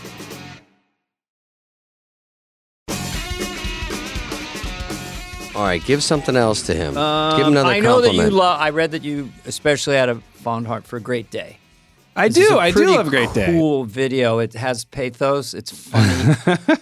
Because you want to have a great day, but he's got Coke all over his mouth. Yeah. Right? Of my own works. Thank you for bringing up my own works. Ooh. I That do. was I your- am proud of that one. It came Yeah. together nice. Yeah. I think it has a. Well, it steps outside all the other ones. It's just so different. That the was neighborhood, and it's all beautiful. Yes, and it's a different kind of song for us. It was more musical style. We shot down on Commerce, which is like my favorite street in Manhattan. made it utopian. Yes, in front of the Cherry Lane Theater. Mm-hmm. We've shot there a few times. We shot this Ahmadinejad one with Fred down there too. I love that street. Anyway. Wait, I forget to ask about Digman. Oh yeah, that's my show. Digman is a show. By the way, saw a billboard for it on my way over. It's Oh, already? Yeah. I saw it too. I was like, hey, it's real. I was thinking of the voice I you rolled did. down my window and said, "Interviewing him." Yeah. Interviewing him. And me, I was like, please fucking let Dana have seen this. Dude, billboards are all that matters. Is it out already? Are we promoting it? March 22nd. Okay, and I you're, think it comes you're out out right soon. then. So yes, Yeah. let's. We'll be out. That's today. Digman is available because it's so hard to find shit on. It's today. No, but where do is you it get on? it? Oh, Hulu? Comedy Central. Comedy Central. I know. Old school. Hey, Samberg, yes, look, the we're- 90s called. But we're on okay? after South Park, so it's the best slot you get. Oh, the best slot in history. Is that your South Park? Yeah. That's good. The dirtiest fucking. this is South Park guy. Hi, that's how really are good. you? I just shit my pants. I'm 3. This kid just fucked me in the ass. I'm like, That's God really damn, is this a good. real show? I can't believe what they get away When with. I see those clips on Instagram, I go, this is from a real show, or is this just a clip they made up? Or is Because it it's a so parody of a fucking show? filthy. I like it in my ass. Meghan Markle, yeah, they're in print. Hey, that guys, sounds South Park crazy. guys, Trey and Matt. Matt, if you guys ever want to come on the podcast. Beyonce's going to be here. Do It's going this. to be a What if they all want to come the same day, though? Andy will come back. I would come back. Digman. So Digman, tell I us just watched what it last is. night. Did you? Oh, yeah. Oh, awesome. They got it to me. Yeah. What's the Digman. It's an. He's an archie. Yeah, he's an Archaeologist, archaeologist. They call him archies. It's a show set in a world where archaeologists are the biggest celebrities in the world. So like, there's like a Met Gala, but it's the Archie Gala, and everyone's wondering like what museum they're going to be hired by. And it's super silly. I made it with my buddy Neil Campbell, who wrote on Brooklyn Nine-Nine and Comedy Bang Bang and stuff. And I've been working on it for fucking 2.5 years. It is. How many 'Cause the animation episodes takes is so it? long. First season's 8, and we're hoping there'll be another one. Yeah, it was funny. I just watched it last night, and there's an assistant archaeologist. Yes, Mitra Juhari, who's super funny. Oh, okay. I was wondering who that was. Yeah. Yeah. Do you She's need any? funny. If there's a season 2, do you need any guest voices? Are you in? Would you guys want to do it? Yeah. Yeah. If I it's, mean, we got motherfucking Emperor's New Groove right here, motherfucker. all right. I was Remember thinking that one? I can do 2 He knows his things. way around animation. I can do a llama or an invisible man. Okay, first the llama. I think that sounds the same. Well, let's hear the llama. No, because they all Or sound. invisible man. The llama is look at me and my bad self. That's no touchy. Yeah, that was one that was a Ooh, blast rappy? to do. That's a yeah. funny movie. That was a great one. That was. That was a great comment. Yeah, you and Warburton. Come on. This was solid mahogany. The poison, Cusco's poison. on a The poison. He and goddamn Eartha Kitt playing Yzma were Eartha so Kitt was in that hilarious. one? Yeah. Have you seen that movie? It's Dana, wake up. genuinely just like shockingly It's funny, isn't it? I Yes. couldn't Well, what believe year it. did it come out? Took me 3 years. 90s. What do you right, mean? Dave? 3 years to shoot it. Oh, It's so hard. it was because- mocap, Say it again. motion capture. I don't know if it was mocap. Did you get it through a general? Did you think do it a was general when you got it? SAG-AFTRA. Oh yeah, you Did he get it through he a snagged general? it. Oh, I snagged it I through had a general. a general at Disney. General Uh-huh. meetings are where you go in and they tell you you're good, and then nothing ever happens. Correct. I had one a couple weeks ago. They want to meet. They just want to. They just want to. Would you like to play twins? They go. You should be both in, guys. You should be You're in both movies. guys in the scene. Writes itself. How would you like to clumps it? They're clumps, but more clumps. The white it. clumps. That's like the Eddie Murphy movie. It's called clumps it. This is what we all call it. Do a When you're clumps more it. than one part, you're clumsing it. See, what they do is they cut tape. They let him do 4 hours of makeup change, then they start the camera again. It's like magic. Yes, once he did it, it kind of should have been retired, I think, because that was the end. Like, you're just like, how is this possible? No one understood. How was- can he yes. possibly? One guy's Arsenio sometimes. That's true. I don't think that's No, that how it's was in pronounced. what other movie is it? Coming to America. Just came to me. Oh, Okay. yeah. Wait, Okay. so Emperor's New Groove, I'll play Llama, but the show Digman is it is funny as shit. I was just Thanks, watching it last man. night. Thank you. Good job. It's Andy Samberg. Come on. So yeah, and he's Well, got that's not You have a everything. brand. Not everything you ever do is like we're going hard, funny. But this one is It's that. just jokes, yeah, we're joke, trying joke. to do as much, And it's a good jokes as story, possible. is so it you follow it. PG-13 or soft R? it was kind of It's rough. a little. There's Do some you have bleeps. all that stuff on there? Everything's in, but when it airs on network, it'll be bleeped. The fucks will be bleeped, and everything else can air. What is that network mean Comedy Central? Yeah. Oh, so because they've got a few in there, but it's not overdone. No. We They're- try to sort of parse them out. No, it's clever, but a couple times I go, oh, it's a Yeah. bad word. Yeah, it's not softy. Nasty. But that was kind of the idea. No, Like we worked good together, on Brooklyn. Thanks. Yeah. And we loved making Brooklyn, but it's NBC. So there were plenty of times we were like, just want to make a show where we don't have to Just cut. something borderline gets killed. I've done that before, and you go, this Yeah. isn't even. We got to compete out there. Exactly. It's very hard to argue because you're like, who's going to care? Yes. Our hope is that we made something that people in comedy will like it. They say that the half-hour show, network show, is kind of the best schedule for a human being. Well, yours was even is harder. Mine was harder than his. He did it live. Mine's a straight Right. sitcom. You were 17 hours a week, right? About 16.5. And once 16.5 it's like a a week hit total. and everyone knows their parts too, and Yeah. no one's stressed, you just show up, smash. The Yeah. audience is there to love it. Oh yeah, And you were single camera, so Yeah. Will and Grace got down to a science 4-day weeks, 3-day weeks. I worked at Radford as a PA. Oh, you did? I worked on Spin City. oh Really? Spin City. That I was can't way believe it. back. Get out Yeah. of here, Sarge. sorry, Hey, he does sorry. Michael J. Oh, you Fox. guys both. Hey watch guys, what are we doing here exactly? It's a soft Casey Kasem. Gotta give me a minute here, Sarge. Come on, Sarge. Give me a minute. I'm Casey I've quoted that a Kasem lot. playing Michael J. Fox. In what, Prisoners of War or something? That's- Casualties of War. Casualties The War. worst one to do an Give me impression of, no one thought. But Hey. you're doing it with Sean Penn. Yeah. He's What are like, we doing? We're gonna get this VC gook whore. Getting a tattoo. Hey, come on, guys. Getting a tattoo. I know it Hey, all. come on, Oh, guys. yeah. Yeah, man. It's Casey That's Kasem, classic shit. basically. Is Come it on. really? It's a little Come on. lower. There was No, a little it's man. different. But your Casey's Well, good. just take it back a little bit. Come on, Sarge. Don't make the audience think it's easy. Audience. No, It's you gotta not go- dissimilar. I'll You give you gotta that. go on your tiptoes, open your eyes with. I'm Hey, Yeah, Doc, that's this is Oh my God, I we're love not it. home now. By the way, when I was there though, it was Charlie That's actually Sheen. very good. Who's Charlie Sheen? It was Charlie Sheen. It was post Fox, so it was a different vibe. Oh, Spin City. Yeah. Yes. Did you do the sketch Hookers and Blow with Charlie Sheen? Did I do that? Yeah. Were you in it? I don't think I was in that. That was Matt Piedmont wrote that.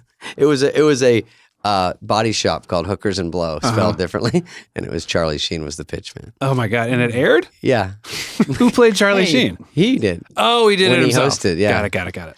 Okay. Well, good for him. Yeah, By good. the way, Hot Shots, really good. Hot Shots is funny. It's really funny. All right, what's your Blizzard wrap up? Man or Shy Ronnie? Oh my It's like a little God. game. Oh, Shy Ron, you got to do it with Rihanna. That was Yeah. the shit. Fuck. She's the coolest. Yeah, that was kind of one of the sillier things So I good. saw. The cool thing Shy about Ronnie her- character was just so. And her doing it is unbelievable. Her doing it, but now whenever I see her, which is not often, she sees me and she goes, Shy Ronnie! Oh, cute. Like, I don't know if she knows my name, Oh, but yeah. I'm happy with what I get. Unreal. You got everyone loves. God, you everyone's know in love with Rihanna. Yeah. Damn. Good job. Jealous. We're doing All a right. wrap up. What else? Should we talk about the Oscars? I don't know. Just kidding. Fill in the blanks. It's a new game we have. Yeah. Oh, shit. Then you're And you outta can here. always say pass. Okay. Lorne Michaels is. My dad. We never got that. No, that's a good one. I thought that's what everyone would say. He is kind of everybody's dad. Go to your room. He's 13 months older than me, but he's like, One time I had been doing pretty well after a couple of years, and I like did the bit, where you where you force it and you make your hands touch. Like he was reaching for his popcorn. Oh my god. And you're like a meet cute kind of thing. Yeah. And I was like, oh, look at that. He was like, slapped my hand. He went, I am not your friend. That's very And I was like, okay, yeah, sorry, Lauren, sorry. Yeah, sorry, sorry. I like Lauren even says anything like that. But it Do you still makes remember me any laugh. Lornisms? And we always do this on the show. I mean, he does. The value of water. Everyone knows that one. Yeah, I mean, he always starts things. It's that thing, because it's like that thing. And like. Yeah. It's like, it'd be better if it was like funny. It'd be like a really, really good show. It helps with my bottle. It would help if it was good. Yeah. This is the last. We have 2 weeks off. It would help if it was good. A Is it good good? note and rather a low note. I know that that's all designed to relax us. Emily Spivey, I don't know if you guys know her. She was a writer for a very long time on the show. She used to do a bit in the rewrite table where I can. where the rewrite. Is it going to be That R-rated? 18-hour rewrite. no, not day. R-rated. Where the phone would ring, or she'd pretend the phone ring, and she'd pick it up and she'd go, "Hello, oh hey Lauren, oh thank you. No, I know, I worked really hard on it. No, I love you too." Like basically act like he was calling to give her tons of compliments because he never gives them to anybody. He'll always compliment, not when you're really killing a big thing, but like some exit or when you have one line in some Yes. cowboy sketch. By I the thought it way, was breathtaking. The one time he ever said something overtly nice about something I did in front of everybody was a great day. It was the meeting between Dress and Air. He was like, "Can we like cut out of that a little faster?" Very funny, by the way. And I was just like, melted to a puddle. And I was like, God, why does he have so much power over us? I know. But I fucking love it. why I'll do we never care? forget Well, it. he's seen everybody. He's seen every Exactly. American sketch player and every fact he knows thinks every, you're- he knows every move. Somewhat equal to all those people that have been there before. Yes. And Believe in the me, same room. Andy Samberg was a very, very all right, Andy, I gotta go. valuable I player can't. I can't answer any of my own questions anymore about you that I answer them. Okay, fair. Fill in the blank. Yeah. I'm really bugged by Bugs. Yeah, that's the right answer. my true. dream job is I have it. wow, Yeah. positivity. It's not a bit. Like I can't believe it. It's like we were Okay, talking finish about. the sentence. I did a Corona commercial with Snoop. Yeah, Snoop Dogg. I'll tell you one thing about those commercials. Mm-hmm. When you do them, you're like, oh, it's fucking Snoop. These are funny. This is going to be great. And then you don't realize they're going to air them 7 Incessantly. billion times and like make people hate you, even if they like it the first 100 times. Yeah. But I guess I should have known. They're well known. What was your By the mic way, drop? money's There worth. was always a On little the thing beach. right at the end. You're with him, and then there's something right at the end. You do a little eyebrow thing or something. I'm sure I've seen it. Well, I did a few with them. Yeah. There's more coming, by the way. God no. damn it. I know. I sold out. God damn it. Cha-ching. I took the checky. No, Andy. No, Dana, I have a I Fritos turned down one so coming many up. commercials in the 90s. I regret it to this day. Did you? Getting commerce now is cool. Ryan Reynolds just made $200 million Oh off my some God. gin product. He makes so much money. Yeah, there's You can't nothing stop either. There's Tell nothing him to wrong with that. relax. All Good that for him. means is freedom to do what you want. It is annoying that he's making so much money and he's good. Yeah. You're like, and God seems damn really it. Tell him to nice go save Yeah. a bank. funny. You wish he sucked a little bit. Yeah. But instead he's like No, he's funny. good. He has an Yeah. advertising company, a management company. He's got a phone company. yeah. And his movies are all big and you he want to watch owns them. Northern I California. know. He's good. But No, it's a drag. He's the president of the universe. Yeah. oh, this will be you won't want to do you want to do this one. Fred Armisen is Oh, man. that's good. Like it's too much talent. My friend, Yeah. but also so good, so funny. Just makes me smile every time I see He was him on last week, right? Camera. He's Yeah. delightful. Was he on with And by Jenna the way, Ortega? speaking of no pushing, Yeah. like, Never. he never ever is sweaty ever, and it's always funny and weird and interesting. Yeah. I could get sweaty sometimes. Oh, but me and Fred you never both. would. Spade never gets sweaty. I'm not too sweaty, right? No, you run it nice and cool, and it's always sharp. I like that It's true. description. Yeah. But you and me, we want it. We I'm out want there. it. Yeah, we can very easily stretch your body. We're like, I got a skill set. Let me show you, motherfucker.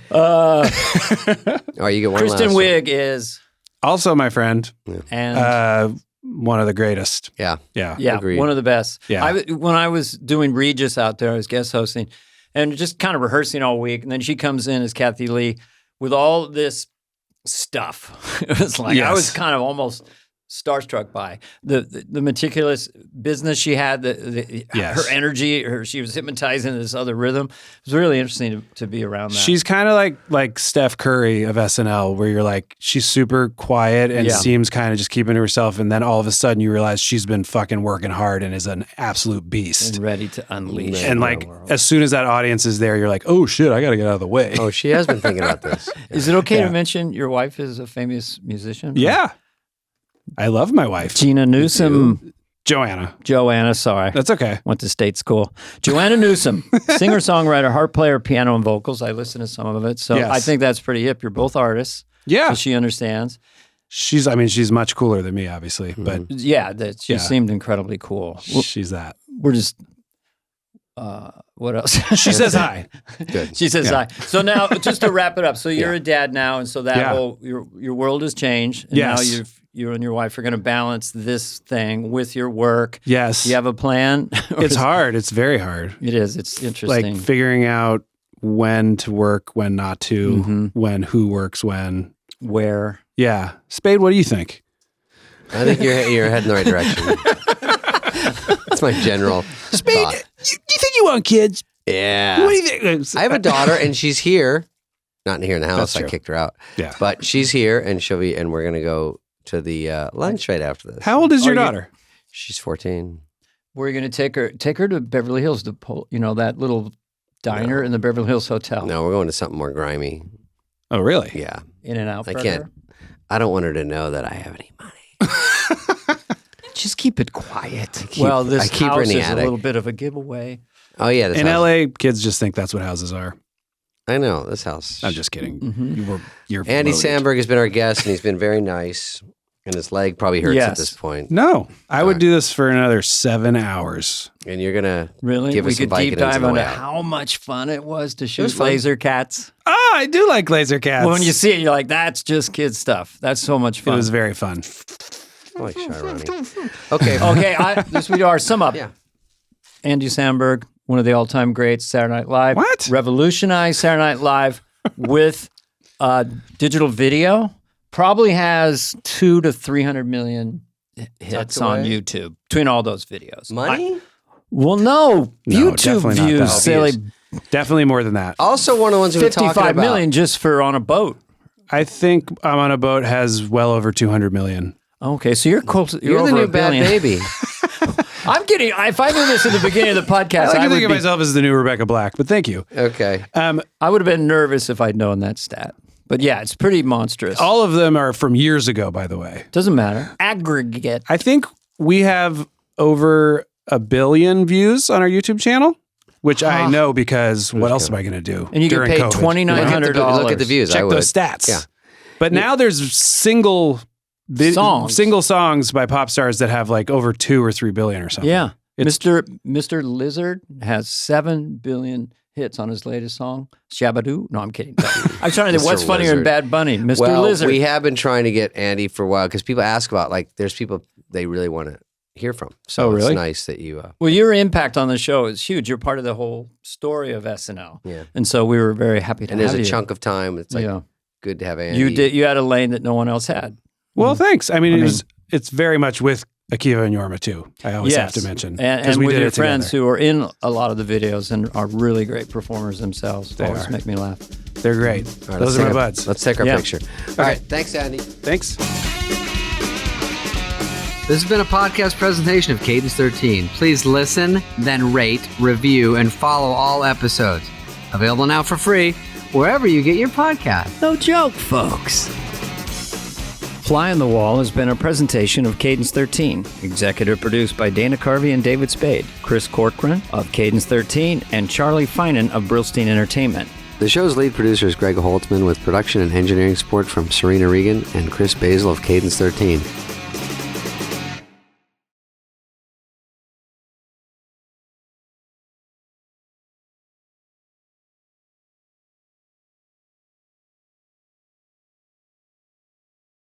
I think, Dana, you're familiar with Anthony Michael Hall. Of course. Grew up with him. Mhm.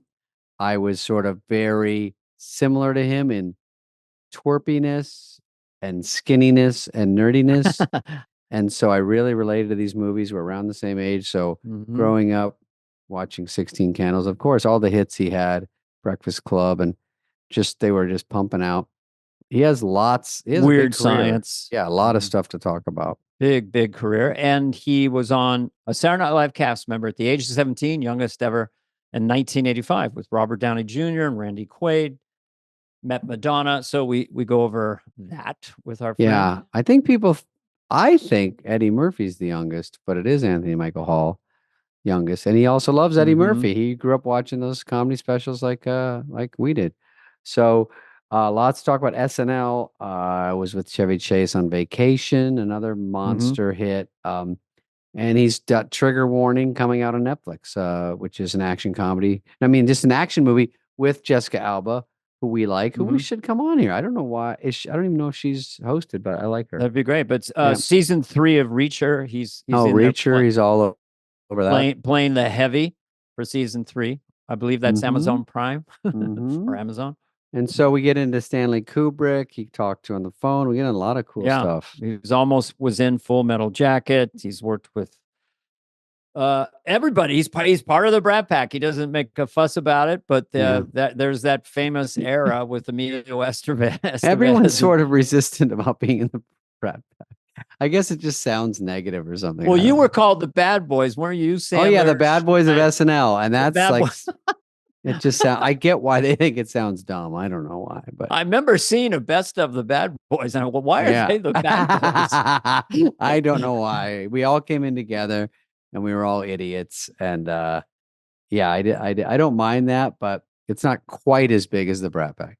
There's the Rat Pack, which people know is what is that? Dean Martin and Frank Sinatra and Joey Bishop. Well, yeah. And then that's how they came up with the Brat Pack, right? Yeah, and then they used to call the Rat Pack. They used to call them the Six Pack because they drank so much. Oh, and then they called that rapper 2-Pack. Yeah, okay. Because he would get 2 beers only. Yeah, he only had 2 beers, I guess. All right. Well, here's Anthony. And Michael also, Hall. I have a 12-pack, but it's not drinking. It's my stomach. But anyway, Anthony Michael Hall is a hell of a nice guy. It was the first time I ever got to talk to him, and now all the hot actors have the pussy posse. Anyway, we're gonna cut to this. I'll come back and explain that at the end. I do Dennis Miller a few times in her because it made Anthony laugh so much that at the end I said, "Love you, babe." So you'll hear me say "Love you, babe" to Anthony Michael. And it's so weird.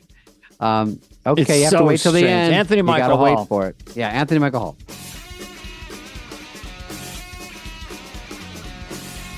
Hey guys. Hey. Anthony, yeah. How are you, Tony? We're better now. We got you on. This is awesome, man. Great to be with you both, man. I'm big fans. Jeez Louise. I've been studying your career. It's pretty extraordinary. Yeah, goddamn. Come and get some. Come and get some. Oh, no, you know that one? Oh, my God. Yeah. I love it. Friend. Honest to God, guys, I'm a huge fan of both of you. It's an honor to be Let me just do one so people have never heard of. I'm Red. This is a redneck comedian. I'm Redneck, the redneck comedian. I married my sister only because mama turned me down. Come and get some. Come and get some. Jesus. Oh, man. Where's SNL? We need it. We got to get that character on SNL. Shit, get that thing going. That's got legs. Yeah, man. Anthony Michael Hall. What has not he done? Let's start it right now and then go back. Yeah. 3rd season of Reacher, which I love that show, and that guy is jacked. He's Jack Reacher, and he's an awesome actor. So you're playing the villain or the whatever in that 3rd season. So that's pretty cool. That's 20, 20, 24, 25. Now let's go back to 15. You became a superstar at 12. What took you so long? What took you so long? How many years did you come and get some? I was counting my pubes coming to get some. I was, Spade. I was. Yeah, what was the question? I'm sorry, guys. We have no questions. We have no questions. Great. We only have answers. We know at 13 you broke out with National Lampoon's Vacation. So Vacation, right. you worked with Chevy Chase and you survived it. That's a joke, Right. Chevy. Well, do you audition for that? Is it a cattle call? Are you already doing stuff, or what I is did, yeah. No, I remember I auditioned for the late great Harold Ramis and Maddie Simmons, who had Oh, founded. what a stud! Yeah, man, and it was a great experience. So next thing you know, we're on the road, man, and that crew. We actually started the project in LA. We shot that scene where we pick up the car with the great Eugene Levy, and then we hit the road, man. And then the whole crew, we flew to Colorado, and then we worked our way back. We kind of saw half the country together. Then we went to Arizona, and then wound up in LA. But yeah, great project that got it all started for me as a kid. And John Hughes had actually written that, guys, and I didn't meet him on that project. I didn't meet him till I did 16 Candles. But just incredible working with him, Eugene Levy, and the great John Candy. I mean, so many people I just looked up to, man. It was a great experience. Holy Yeah. shit! That movie is a classic. I mean, it for sure. It kind of tilted comedy. Those comedies of the '80s. You know, how do you describe them? They're just fun. Yeah. Just Thank you, fun. man. No, it was great to be a part of it. You know, it really was. John Candy was great. I loved him. I'm sure you guys worked with him, right? Did you work I with John? never saw what? John Candy in real life. Did you, Dana? I didn't. I just loved him from afar. I thought Yeah. I loved SCTV. I thought his it's kind of a cliche, but his pathos, his empathy it was just pretty stout. I mean, what was sorry, early onset, the one with Steve Martin. Those aren't Planes, Trains, and Trains. Automobiles. Yeah. his speech at the end when they're saying goodbye. Steve Martin told us just here a few months ago. It was kind of the greatest acting he'd ever witnessed. I think he said it was really a lot longer too. Yeah. Wow. Yeah, and they That's the cut heart it of down. that film, isn't it? It's about friendship and how they just really embrace each other. Those aren't pillows. Yeah, for Those sure. aren't pillows. Great shit. Steve Martin, but he was such a joy to be around, man. He really was Uncle Buck. You know, he was a great guy. Do you guys remember on SCTV back in the day they would do the Schmengi brothers? He and Eugene Levy. yes. The Schmengi brothers, Josh and Stan Schmengi. You know. So I remember him joking with. Yeah, he would joke with me. He said, "Mike, you're an honorary Schmengi. I'm going to call you Linsk Schmengi. Very nice, Linsk." What a blast to have a huge Damn, star say that. you're 13. You've got John Hughes, who you developed this great film history thing together, and then you're with all these superstars, and you're 13, and they're funny, and they're Chevy older. was probably a blast though, because he was a superstar. He was, man. He was a lot of fun. I mean, a different mindset, different, he's very sarcastic and snarky, but that's Chevy, man. You got to just adapt and He's flow. a ball buster. Yeah. He's he- a ball buster. He came on here and busted our balls for an hour and a half. Oh, he loves saying what you're not supposed to say. What you're not Yeah. supposed to say, he has to say. And sometimes it gets him in trouble. But once you know that is his sense of humor, saying what out loud, what you're not supposed to say, it just gets funnier and funnier. But yeah, he busted our balls pretty good. I tell you that, man. He came and got broke some them balls. Yeah. Well, I had a great time with him on Community too. I did Community about, I don't know if that's 10 years ago. Oh, you did? You're the one that had the great time with him? We can sidebar those stories, Spade. No, absolutely. I had a great time. I really did. I mean, I know I guess he ran into some issues on that show. I got to be careful here. Well, listen, we had fun with him. I mean, I think it's just, I'm sure there's people that, I rub wrong or Dana rubs wrong. It's just a way of life and acting and stress and all the shit you do and different things. But I don't know. He cracks me up. He'll always be a guy on SNL and Vacation, all that stuff. So he's already okay for me. He said to us toward the end, like, and it was just, we were laughing at this point at everything he said. He goes, well, I had like a way, way bigger career than you guys, right? And we're like, yeah, of course you did. And then he's completely a puppy dog, Right. Never get defensive with him. Always say yes. Just take the beating. Right. No, I'm with you because he tries to throw you off balance, but that is just his way. It's his way of measuring. It's like a boxer measuring punches. Yeah. Yeah. So Vacation is super. That's not Holiday Row. Is that one? Yeah, that was the stuck first in my one. head. No, that was. Oh my God, that's a song. And then they kept changing Buckingham. the kids, which kind of became part of the running joke. Oh yeah, when did you go into that machine that switched you into a different kid? Well, ironically, what happened was because I started working with John. I did the trilogy of films. I did 16 Candles with John. So I went to Chicago, and then we went right into Breakfast Club and Weird Science right after that. So in a period of 2 years, I'd done 3 films with John. It was amazing. Weird Science. Wow. And who was the Yeah. what? Was it Kelly Brock? Who was in It was Kelly LeBrock. Let's Yeah. look at the poster. Kelly LeBrock? Yeah, she was Yeah. lovely, and you guys God were dang. just incredibly perfect nerds. You know, just like, I don't know. Come on, Chet. Come on, How Chet. did just right before you? I know you did a few things, and then you do this. Like, it is a little savant-y to be that good, that natural, that loose in a movie. It's not normal. So, what did you just weren't nervous because it just was happening, or how were you so good so young? First of all, let me enjoy that compliment from Dana Carvey. That Yeah, was very soak nice. it in. Come Yeah, and yeah, get, yeah. I'm come and soaking get that in. some. But Come and get it's some. absolutely, it's from the I did. heart. He probably, man. you know what? He probably doesn't even know it. He's just good, and it's just like, why is everyone making a fuss over this? I'm just doing what I'm supposed to do. Guys, honestly, I love and look up to you both, man. I was just a goofy kid, man. You know, when I was growing up, I was listening to Van Halen and the Police but I loved George Carlin and Pryor. They were my heroes. So I Yeah. listened to those old albums. Then later I studied and learned about Lenny. I guess I just had an appetite for comedy. I've never done stand-up, but I just loved comics. So really, like Carlin and Pryor were heroes of mine. And I guess I was one of those kids. It's like the beginning of that old classic Eddie Murphy concert movie, Raw, when he was performing for his family. I was that kid, man. I'd do funerals and weddings. I'd get up there and imitate my uncles and aunts and, just kind of have you a were good. just you were I a think you natural. kind of deadpanned it where you were just playing very real. You weren't like Right. swinging for the fences. And that Right. was part of how good it was. You were just like Thank you. really this kid. And I guess it was based kind of on John Hughes's life, but I'm sure you're not trying to emulate that because you don't know what that is. But just to be like you kind of look goofy. You're saying Right. goofy things, but you're doing it all straight and trying to get these hot chicks. And It's all funny. Maybe you've had this later at various times. was me. But you can have a director, wasn't David, who might resent you a little bit, is busting your balls, maybe kind of pressuring the actor a little bit. So it seems like with John Hughes, I'm just assuming he just made you feel really good, let you be playful, or what was the working you're process right on. like? You're right on the mark with that, Dana. He really was. He was great. I mean, look, he was so talented as a writer director. There was always funny stuff on the page for everybody. I'm sure it's like that when you've worked with Adam, who I love, David. The scripts are always funny. So we would always kind of do 2 or 3 takes for John. And then he would just be like, yeah, whip it out. Like, do something else. Try something else. So what he did Whip for it me, out. he did for all of us. You know? Come And and he get was- some. Come on, get on.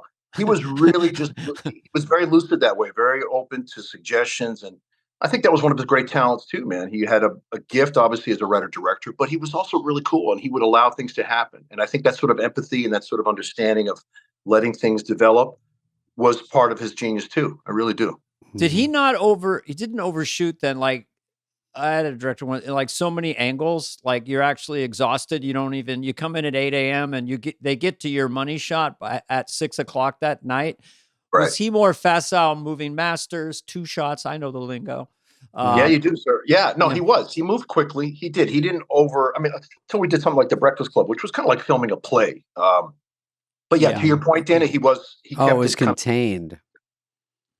contained, right. Yeah, Breakfast Club was contained. Now, sometimes I've been on sets with people where they go, just go crazy and do whatever you want. This is the last one because mostly I'm doing just comedy.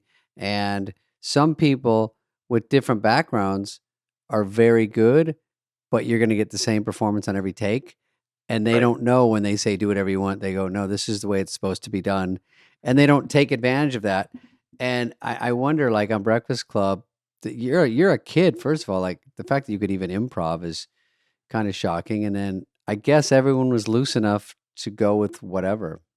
Right. And it's also what Dana said too, David. You're right on with that. He was just cool like that. He had an empathy. Like he considered all of our performances and roles a collaboration. So we would often sidebar with him and talk throughout the process. And the other thing he did, which was really cool, he always sat right next to the camera. Like if you've seen the old documentaries on Fellini or any of these great directors, be right there. And John was like that, man. You know, when we pour our hearts out at the end and we're all sitting in a circle, he would literally be next to the lens, just like the first, like the camera puller, not the focus puller, and he was always right there in the mix with us. So, it had a lot to do with I think he saw it all as a work in progress and kept it very fluid that way, which was cool.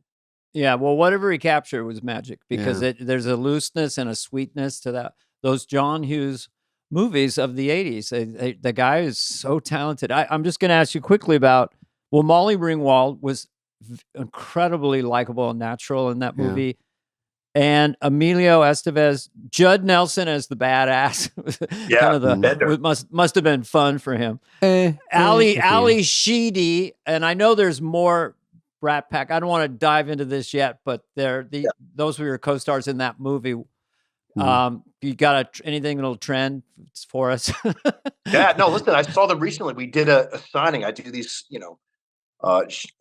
Comic-Con signings. I've been doing them for years. They're a lot of fun. So I travel the country, and we did one recently in Pittsburgh, and it was a little bit of a reunion. So I saw Allie, I saw Molly, and I saw Judd. Oh, how fun. You do them together? That's even better. It was cool, man. It was really fun. People to see freak them. out. Yeah. And Judd has so much Bender in him. He's a super intelligent guy, really funny, but very kind of manic too. He's always got great stories, and he's a lot of fun. So we all actually got together for dinner, except for Allie, because Allie's in bed early every night, so she didn't join us. But Molly, her husband, and I, and Judd, and some friends got together. Because Allie has dandruff in her hair? Yeah. Is that still there? So when you sign up to join the Brat Pack, is it a lot of paperwork? Is it By the way, are you in the documentary that's either out or coming out about the Brat Pack? No. I've met Andrew at a bunch of these signings and work situations. He's a great guy. Yeah, I just chose not to. I like to look forward. That's my thing. But listen, I heard it was cool, and he's a nice guy. He's carved out a really cool career for himself. He directs a lot of TV, and he's a writer. And obviously, was he in any with you? I can't even remember. No, I didn't do any with him. The core group went on to do St. Elmo's, but I wasn't at the time. Oh, right, St. Elmer's Fudd. And who is in the Brat Pack? Can we name them? Who is the Brat? I know who's officially who's. Emilio I think Emilio, Rob Lowe, Judd. Yeah, I'll give them that. Okay, I'll give those but all guys. those They earn their stripes. They were all older than I, so I was still in high school. Molly. Get out of school. Mm-hmm. Was Chet? Come on, Chet. No, I don't think Paxton was Bill named Paxton. there. How funny! No, he was a bad guy. Yeah, he was Bill Paxton. Loved him. Me too. Fucking weird science doesn't. It does get enough credit. I hate when people say that about my movies. You know what one I actually liked? It's like, shut the fuck up. It's good. Weird Science was great. Kelly LeBrock was unreal. Every kid loved it. Every kid was a nerd like me at my school. We're like exactly right up our alley. We're around the same age. I just go, this is great. Right. Always had cool music. All those Pretty in Pink. I still hear those songs on the radio. It just reminds me of all that. All good memes. And then you get now you're still a little twerp, and then you get on SNL. Well, but before that, let's just say before that Dana had one thing that you turned down. Oh yeah, the turning down the balls of Ferris this guy. Bueller's Day Off and Pretty in Pink, and you just were a confident young man. Do you have any regrets, or that you? No. Do you know what it was, guys? At that point, and this is something I expressed to John. I mean, I had done those films, and I think that I just wanted to try something different, man. I just wanted to move forward. I was you were a wily veteran at 16. Yeah. It was time to move on. No, I get it. Like they're all kind of not the same, but it's a version. No, I got it. Yeah. Vision. Yeah. Well, you're betting on your talent. You're just saying, no, this is not all I do, and so you never really got stuck in that. And then you got matured. You grew up, and Okay, so you turned those down, and John Hughes was heartbroken, or how was it, or was he mellow? He understood. He's like, I think he might have been. Yeah, I think he was hurt by that, and I'm so sorry for that. That's the only regret that I have, because actually, after he had passed away. Years later, I got a call from Joel Silver, who had actually produced the film with us for us, and he's a great guy too. Joel's still active, and he had mentioned that to me. He thought that maybe that John obviously was hurt by that, and I feel really bad for that. But on the upside, the good news is that the last time I actually spoke to John, guys, I think it was 1988 or 89. John called me with John Candy on the phone, and we just kind of shot the shit and hung out for a couple hours, and that was pretty great, man. So I love John. I like that Joel Silver takes time out of his day to say, I know he just passed away, but he was kind of mad about one thing. Yeah. And you're like, that's cool. Thank you. Just so I'm clear. We were kind of tagging up on the timing of his death, and it was a nice call, but yeah, it was kind of Sure. random. I just need to know: were you going to be the Matthew Broderick character or the sidekick for Ferris? Yeah, he wrote the broader character for me, and then I felt like with the Pretty in Pink role that John Cryer did, and those guys are great, man. Got to wish anybody success, but I just feel like I had done that. It seemed like the same paradigm as 16 Candle, the same kind of story, So, but that being said, we had a great time, man. And I think hopefully it shows on camera. Well, when you're with pretty fast. John Hughes, kind of his record was kind of like 100%, right? I don't even know if he. All the movies are great. So when you're with a writer director, and you already did 3 classics, so I kind of see where maybe it was a smart thing in a way to do that. Yeah, it's like saying you're not going to get as much credit if it works because those are already stamped out that you're really good at them, and then you go, but if I try like something like even SNL or something else different, that's so out of left field that you go, let's see what I can do here probably.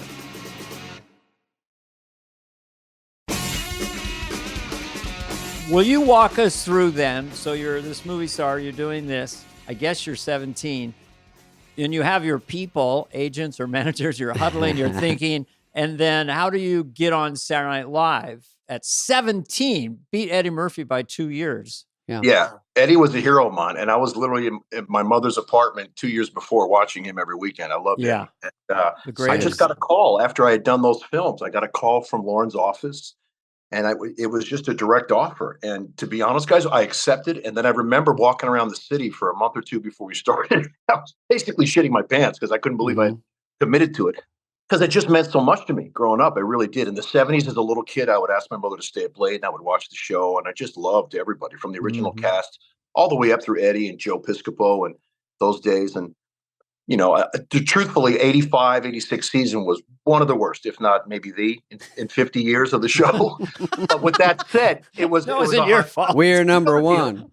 Well, you guys know when you guys broke out, you were huge stars on SNL. But the doing of the show is such a thrill. So even if you don't have a great breakout character or a sketch, just the visceral feel of it. It's like rock and roll theater, stand up. Oh, yeah. Fun, So it's incredible experience. And you get all the stress, but not all the notoriety. You get all the hard part of SNL. You just don't get like the blow. Yeah. But there must have been good sketches that year. You have Robert Downey. Was it Terry Sweeney? You have a lot of people that are talented. So you're going to stumble into a winner now and then. I just think people blanketly say that was a bad year, and that's a tough thing to have. Yeah, it was. And also at the end of the year, there was a sketch where I think all the cast was set ablaze. And the only ones that were saved. I watched that live going, what is going on? So explain the only ones that were saved were John Lovitz, who I've seen on your show. He's hilarious with you guys. I love Lovitz. And I think Nora Dunn, and everybody else was just like, don't worry about it. We'll let them burn. So weird. Did you know ahead of time that you were going to go into this ritual fire that meant that you were not coming back? I kind of didn't, but I also had a unique deal that Lauren was kind enough to help facilitate. I was doing a movie in the same year called Out of Bounds, which was my first, step in a new direction as a young actor. Okay. And so I didn't do a whole season, even though I brought Downey to Lauren, and Downey did the whole season. I did, I think, 13 of 18 or. Oh, 13. Okay. Oh, you can't even take the whole beginning of that year. Right.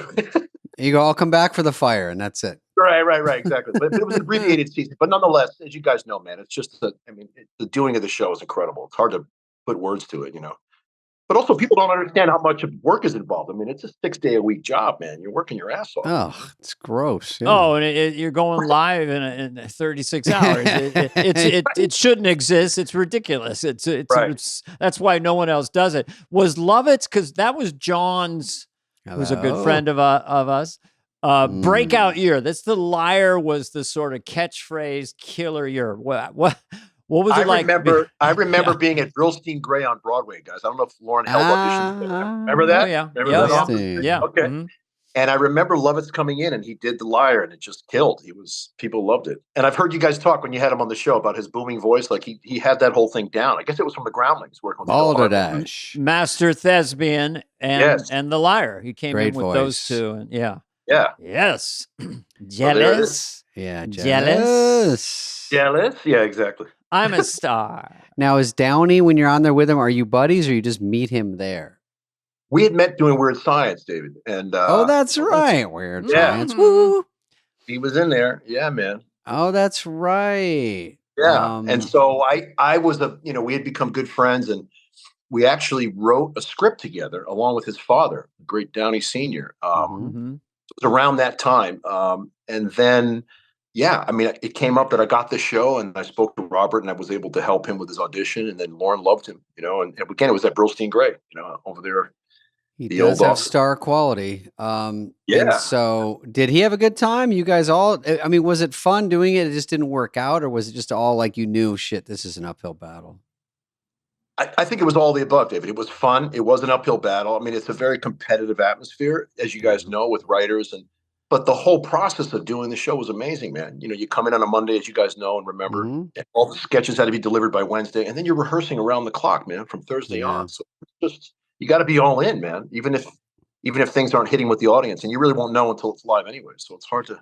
Sure. How did the competitive thing come to you? Just at read through. I mean, it is competitive, but it's also camaraderie. It's both. But yeah, I think maybe I felt it, Dana, just because I was such a young kid, and you know how it is. I think comedians can be. I think both things. There's a very kind of fraternal, brotherly aspect to comics with each other, but also they can be kind of cutthroat, especially when somebody's on stage and the other comics are at the bar heckling them or whatever. Yeah, I know. We're all little wounded children inside somewhere, and if there's a shiny object, you're like sort of shot and mangled. Nice. Yeah, we're mangled, beat up. Hey, okay. So, I'm trying to guess what Dennis Miller's nickname. He would never call you. Was Anthony. he there? Yeah. Okay. He was. Yeah. Oh my God! You knew him think so of well. that. I feel like I'm with him again when I hear you Fucking doing it. Yes, I got a couple nickel. Come on. Hey, Ant, man, what are you doing this week? Okay? You got something pithy to update? You and the Downey cat will get up there and kind of put your wares out for the American public to consume. Okay, Sparky? That's it. That's Saw it. you read through. You got nothing. Right. Oh no, he was like that. He the running commentary, and always like in a golfer's tone, right? Like he'd just whisper it to you. Yeah, I like that. About the seventh jaw. show, he's like, Spudley, saw a read through. Oof, out of bullets already. Hey, it's the attack of the three named cast members: Anthony Michael Hall and Robert Downey Jr. Anybody thinking about dropping that middle one and having a? Where are we going to hire Maria man's... Conchito Alonso? You remind me of Vinny Licknick, the shortstop for the Dodgers in circa 1957. How do I remind you of that? I don't know. It's just a pithy. What about that you beat out Jim Carrey in 16 Candles? Is that true? Jim Carrey, that little twerp? Yeah. I know. Everybody's a little really? to you, Spade, huh? What's going on? How was he? He must have been about 11. So you beat him out for 16, and I beat him out for SNL. Way after the fact. I've always loved Jim. I love his work. He's Jim. A genius on many levels. Oh, he is. No, I didn't know about it at the time, but I actually used to see Jim at the Laker games when Dr. Buss was still with us, and I love Jim Carrey. No, I didn't know about that at the time, but I guess he was in the running. Yeah. He auditioned for SNL when I was there too. I auditioned for In Living Color, and guess who beat me out? Jim Carrey. I have a funny the story. White guy. I have a funny story for you guys. How Damon Wayans got fired from SNL, and Damon, forgive me for this, but it was really funny. Griffin Dunn, who you guys had on recently, yes, right? Yeah, great guy. I worked with him on this movie War Machine with Brad Pitt. Not to drop names around there, but here's one. Sure, Bradley. So basically, the sketch was a Miami Vice sketch, and it was 85, 86. So it was like that time of when Miami Vice, they were on the cover of Time magazine, the whole thing.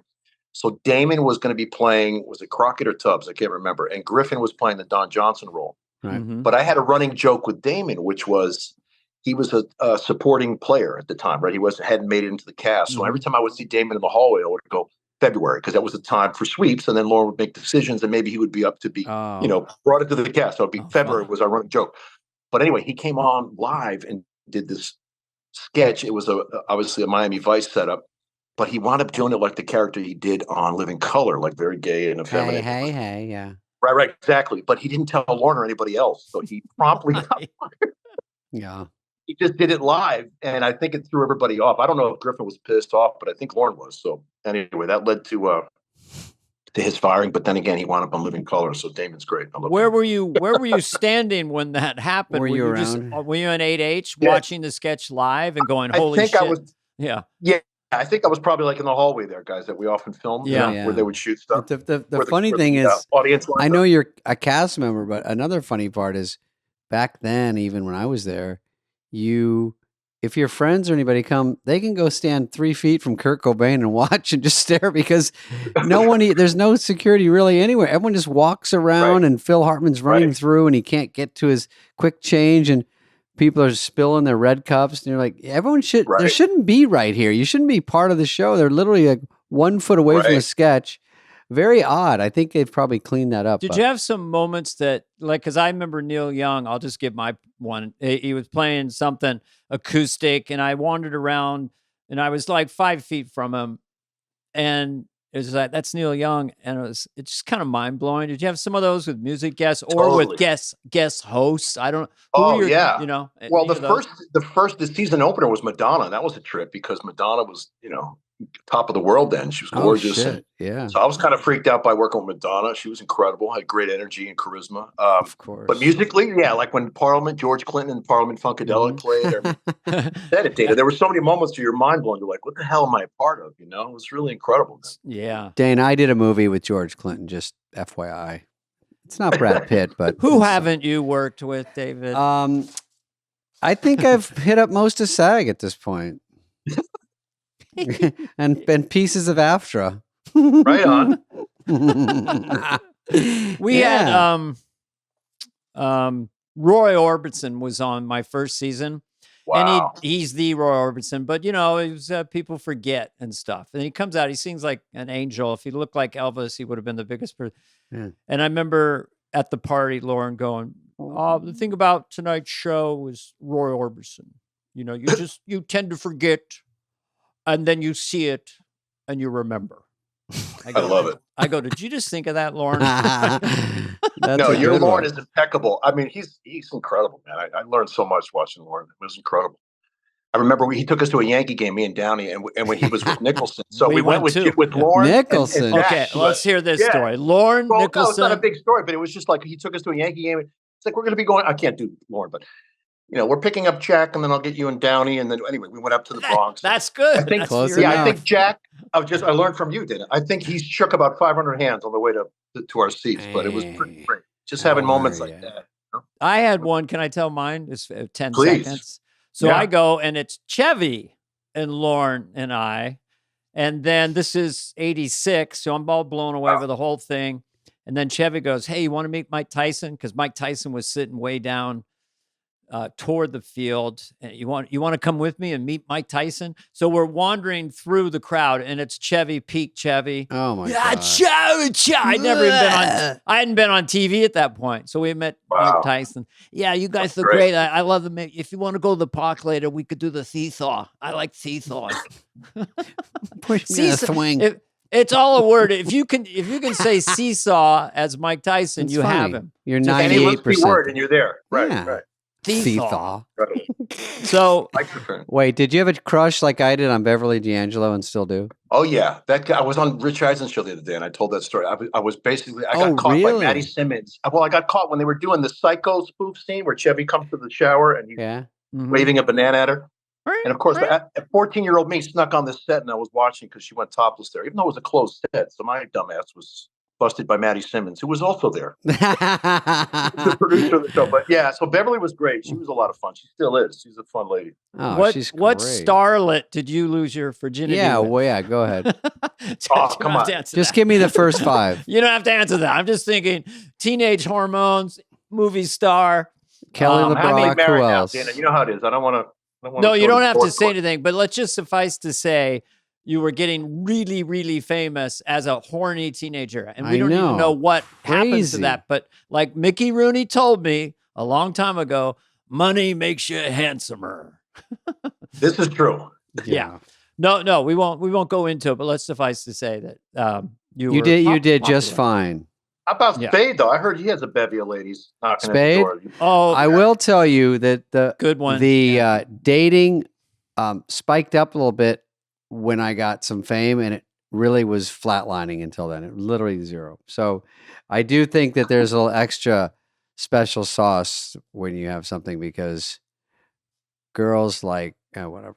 Anyway, Well, you learn a lot about human nature, not Yeah. just girls, but human nature. Because I was on a Yes. sitcom in 1981 in New York with Mickey Rooney and Nathan Lane, and they played me as the teen idol because I had a baby face. So I got 600 letters that year from teenage girls. Shows canceled. Next year, I checked the mailbox. Nothing.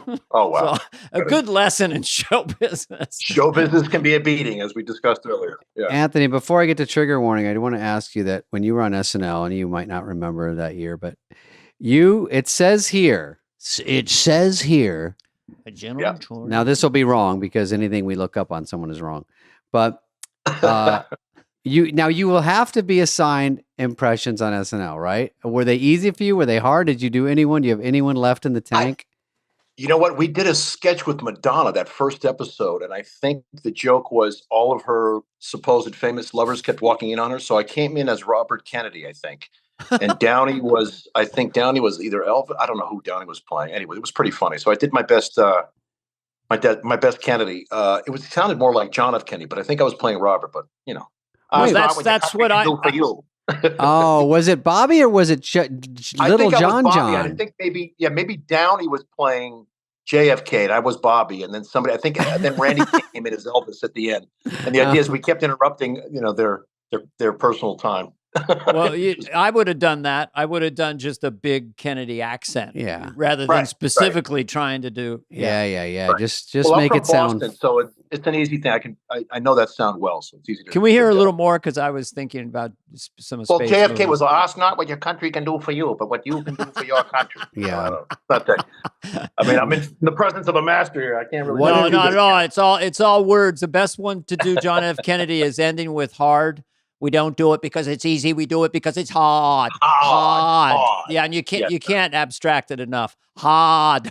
Hard. Yeah. So Randy Quaid was there, but was Randy Quaid in Vacation with you? Am I crazy? He was Cousin Eddie. Remember we go see the. So that's the same one. Okay, good. Yeah, he so was it's a great in that. reunion. Yeah. So you're and you guys get along on SNL, or is it just sort of whatever, and then you go, oh well, shit, we're in the same movie. I saw Randy recently. Oh wait, you were in the movie first. Oh my God, how stupid! Right. Am I? Right. No, well, I saw Randy recently, but around the time we did SNL, I remember him walking up to me one day and he was like, I think you really should learn your lines. And I was thinking, like, we got a whole team of crew card people. Yeah, what the fuck? He tells you to learn your lines. Learn your lines? I remember. They changed the line at 10:45. Right. How am I going I'm like, don't we have a team of people with Sharpies underneath the blue? Yeah, 11:28. They changed the line. They changed it during update before your next sketch. So like they're running to the set with you, going, "Okay, you're green on the cards, but also the middle's different and the ending's a little tighter." And I'm like, "Oh, is it on there? Okay, 3, 2." Right. They're like, "Go!" Yeah. Well, there it is. Terrifying. Well, how is Randy Quaid? Because The Last Detail is one of my favorite movies that he did with Jack Nicholson. This ain't no horse's cock. I mean, it's just incredible. Check it out. He's a great actor. No, I was happy to see him. I saw him last year and we caught up and he's doing great, man. Does he do Comic-Cons and stuff like that? You see him out there? He does, man. Oh, that's good. Those things are lucrative. I know a lot of people that do them. They are, and they're fun too, man. They're fan. You meet everybody. They have a ton of shit they've collected over the years. Yeah, man, that's fun. Do you guys actually come out on stage, like say the Brat Pack or whatever your era, those big movies, and they go crazy, right? You come out, they're introduced, and the crowd goes crazy. Well, depending on the size of the show, those things are usually worked into it. Yeah, they have little panels and panel discussions for fans. So that's and that's fun. So you can go solo, and just do it like a booth, or you could do more together. I think I was talking to Brittany Daniel about doing Joe Dirt with her because it's if you have any more of one movie or show, it help. It's just more people come up. So right on. Yeah, but there's some are pretty organized, and if they're good and they're well organized, they're probably fun for everybody. They are, man. You said it. So I've done some. I mean, it's a trip. Suddenly, I have a bunch of movies that are 40 years old or this or that. So we've done a bunch of them in recent years. Vacation reunions. It's a trip. Oh, like a reunion. Yeah. But you're right, Spade. We do both. I do them solo, and then I do the reunion stuff when it comes up. Sure. Yeah, why not?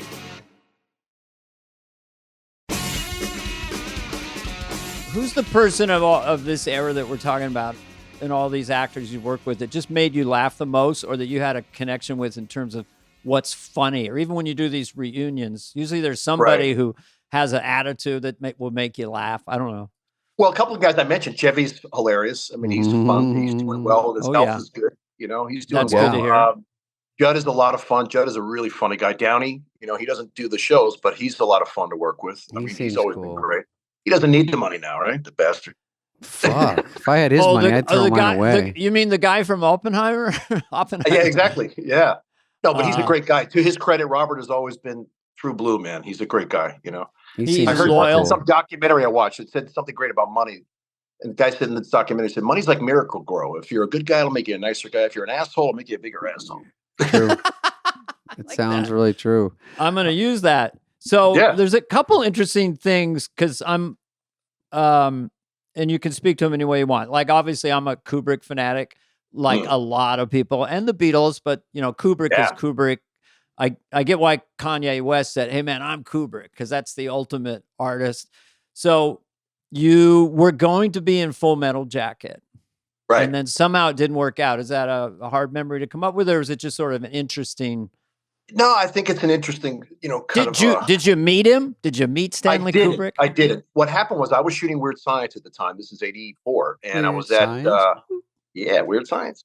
And I got a call from my agent at the time, a guy named Marty Bauer, who's since deceased. He was a great guy. And he said, Stanley Kubrick is doing a Vietnam epic and he's interested in you playing one of the platoon members. And then I got a call 2 days later from Marty saying he wants you for the lead and he's going to call you tomorrow. So that was like mic drop, phone drop. Holy shit. Yeah. So then I'm up at 7 a.m. the next day. I was staying at the Sheraton Premier at the top of next to Universal City there. Yeah. And I pick up the phone and the phone rings and I was just scared shitless. But he had a very approachable, very kind of warm, friendly voice. And he immediately, you know, he paid me a great compliment. You know, he had said he had seen me in 16 Candles. He had screened it 3 times. I was just like in awe. And he said that I was his favorite actor he'd seen since Jack and Easy Rider. Wow, so that's what like, that's what right now. That's when I kind of sharded on myself a little bit. So I was just amazed, and it was interesting. He started talking about you know, his favorite directors, Eisenstein, the Russian director Chaplin. It was a really interesting discussion. You know. Wow. And ultimately, what unfolded, guys, was it was like a 10-month negotiation, and we just couldn't come to terms. So it was a really difficult, challenging thing. You know, ultimately, it did not work out. And then I wound up running into Matthew Modine 2 years later, who played the lead, so-called lead. Right. He played the lead, the character, the Joker. And I asked him, I said, "How long did you guys shoot Full Metal Jacket for?" He goes, 54 weeks. I was like, "What?" 54-week shoot. So it was methodical, to say the least, man. He would shoot a picture for that long, man. It was amazing. I talked to a guy who worked on Eyes Wide Shut, and he said that Kubrick and the cinematographer worked on where a coffee cup might be near a lamp for 2 hours. So there's the genius has this thing. I'm just have to ask because I'm curious. Months and months of negotiation. So you were probably at that point, from your agent's point of view, very pricey, and they just wouldn't come to the price, or was it scheduling? Yeah, the time on set. It was both. It was all three of those things. Dave, you mentioned it, right? I mean, it was the actual terms of the agreement. It was the length of the negotiation, and like you said, the time on set. And it was a difficult choice to make, guys. It really was. But to this day, like we had said at the outset, I mean, I love Kubrick. I still think about him, and I love his movies, and I rewatch them. And just incredible. Just to even have that exchange with him was a real gift. Well, he probably couldn't give you a hard out, and then I'm guessing, and then. You think it's such an honor, but you're like, shit, I could be there forever and I'm going to miss out 2 other movies because this isn't a 3-month or a 10-week deal. This is like forever and ever. Yeah. You said it, David. It was also the thing of like what he was willing to pay me was like, it was representative of what I would earn in it's a couple favor. months. He was it's like, an honor. For a year, come and make the same money. Yeah, so I hate to make it about that. It wasn't just about that, but that was an element. I got it. I mean, if you read about, and I was just watching it the other night, Apocalypse Now, cute, an adorable film, really cute, but a lot of fun. That was difficult for Martin Sheen. Yeah, I know. Brando is just Brando. My God, and Martin Sheen was so amazing in that film, but I think it took him 2 years or something. I don't know. They went back. He had a heart attack. They shut down. So, yeah, maybe it was just not the moment for that. Anthony, my Apocalypse Now was Emperor's New Groove. It was a Disney movie, and that went on for 3 years. But they also, I didn't get paid much, and that was the same thing. I was like, and they were like, well, it's an honor to do it for Walt Disney. And I was like, oh, and then I think I see Mike Myers a year later. He's like, oh, I'm getting X amount of millions for Shrek. I go, oh, we've tweaked it a little bit. So now you do get paid. So you're allowed to get paid for animation. And I go, oh, I'm the last guy that did it on the cheap because it was such an honor. Right. Even though I love the movie, I hate. Well, you've had a great career, man. You always keep showing up, and Thank you. That's what I was getting at. Thank you. Touring, selling out all over the country. No kidding, Dana. I have a question for you about Mike and your time because I love the whole Wayne's World period. Yeah, sure. Tell me when did it become known that Mike was doing a friendly imitation of Lauren as Dr. Evil? Was that kind of planned, or was that something that just happened? I had not seen him in a couple of years, and I wasn't in that movie. We just, I kind of left the show at 93. So then Austin Powers came out in 97, and it was like a brilliant adaptation of the Lorne Michael character to make him a villain. So but I didn't know that. Playing Wayne's World, but I just always thought it was so funny that he wound up choosing, kind of when you see those movies now, it's clearly that he's doing Lorne like you do. I mean, you guys more people know Lorne now, and I think more people can put it together. Yeah, right. But if you're with someone every day like that, you make fun of people are around you. Or you're based on your family, your friends. So seeing Lorne every day, and people who, if you break the code, which I think I did, it sounds self-congratulatory, but at least Dennis and Lovitz had never heard it. No one was running around in 85 doing it as far as I knew. So then I broke the code with him in the office going, on Wednesday night, picking the sketches. I still have no fucking first act. And that led me into it. And then within 18 months or a couple years, all humans on 17th floor had a version of that, and then the different hooks that Lorne would do and all that. So, but Mike putting it in people a doing movie. Chris Walken. A lot of people do Chris Walken. Were you in Dead Zone? Was Christopher Walken in the movie Dead Zone? Am I just thinking of that? He was. Yeah, he was. He was. That was the original David Cronenberg film. I want to work up to that, but I just have a couple things I want you just to touch on, if you don't mind. Please. Because I love Tim Burton. So you were in Edward Scissorhands, and you played a villain, and you worked with Tim Burton. Any thoughts about Tim Burton? That was Tim Burton? Quirky. Yeah, no, he was incredible, man. First of all, he looks like he always reminded me of remember that band in the 80s, The Cure? He had the hair, and he was a very kind of quiet, low key guy. But again, when he comes to work, he just springs to life. He was a really interesting guy. I think he's incredible, man. Like you look at the work he's done, his films are just artistic, and they have that, he's a master, I think. So Scissorhands is actually kind of funny because, he grew up in Burbank. He was a student of animation. And you look at that film, Vincent Price was his favorite actor. Story-wise, it's somewhere to me between like Romeo and Juliet and Pinocchio. I mean, it's just imagination. Yeah, Pinocchio I could see for sure with Johnny Depp doing his first quirky Johnny Depp. Yeah, exactly. And that was their first collaboration. So I was pumped. That was back in 1990. I remember taking a meeting with Tim, and I think he just found it kind of funny and odd that I had such a growth spurt that suddenly I looked like some, crazy villain to him. And I kind of dwarfed Johnny at the time. He was a smaller guy. So, he put me in the movie, and next thing you know, we're in Tampa sweating our asses off, and we shot Scissorhands. Fun. So did you ever say, hey, slow down, Depp? I'm Anthony Michael Hall. Heard of me? No, never any of that shit. No. no, I'm kidding. Any of that shit. None of that shit. Okay, this one also I thought was interesting. 93, you went and did he disappear? Did he leave? Tony? Hello? He hung up on us. Couldn't even get to trigger warning. He's had enough. He's had enough of you. He's fun. Biden's doing a press conference. Oh, is there a press conference? Let me see, Dan. I'll turn on the TV. Zelensky and Biden. Yeah, we'll give them missiles just enough so they can keep the war going, but not enough so they can ever win. That's funny. Okay, there we go. I'm sorry. My apologies. Not at all. You're not the first. You're not the worst. You're the greatest. I don't know why that didn't rhyme. We were just Biden's having a press conference with Zelensky right now. So. Oh, interesting. Yeah, and the quote from Biden was, "How sons of people they find the spam." So I thought it was well said. Good night.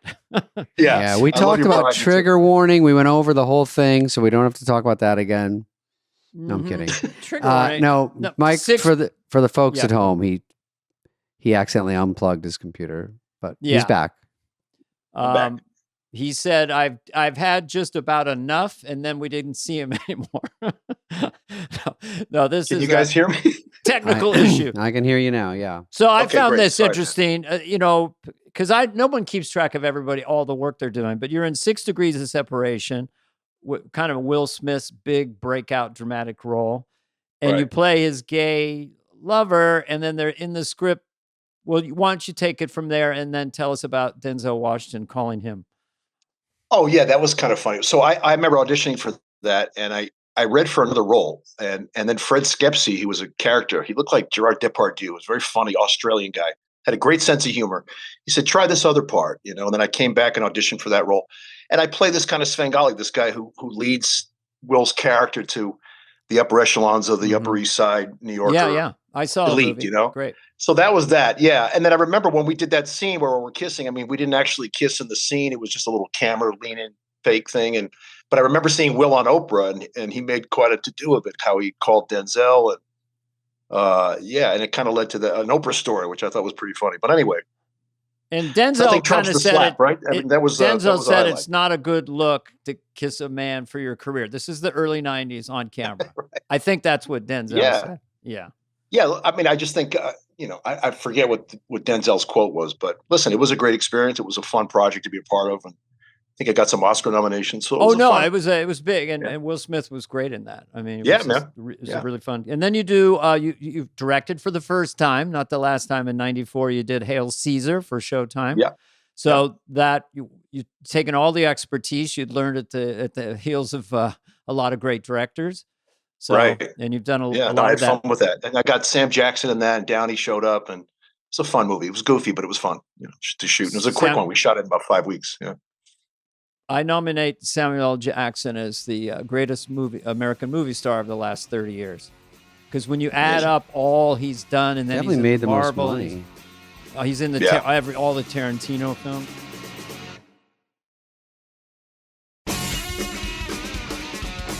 So one thing that was really cool, and you got a lot of kudos for, was playing Bill Gates in Pirates of Silicon Valley. We're just marching along here. Did you try to affect a character in that at all, or it was just played kind of yourself? But did you play smart? You know what? On that one, I was they hired a great coach from me, this guy named Steve Bridgewater, who had worked with Pitt and Depp and some other people, and we worked on the voice. And he did the funniest thing. One of the first sessions we have, he pulled out a legal pad. He said, "We're going to set some goals here." He goes, the first thing he asked me, he goes, "Do you want people to see you or Gates?" I said, "Gates." And the second thing I said, "What's your next goal?" I said, "I'd love the film to be nominated for Emmys." I'm just like pulling it out of my ass. I didn't know. I was just like, all right. So it ultimately was nominated. But the funny thing he did is he pulls out a tampon he'd gotten from his wife. He starts cutting it up in front of me. And he pulls out a little piece of the cotton, which is like a giant Q-tip. He goes, "Stick this up your nose and see if this helps to get to that kind of Kermit the Frog voice." Oh, wow. There's actually scenes in Pirates of Silicon Valley years later where I actually had a piece of a tampon up my nose. Very nice.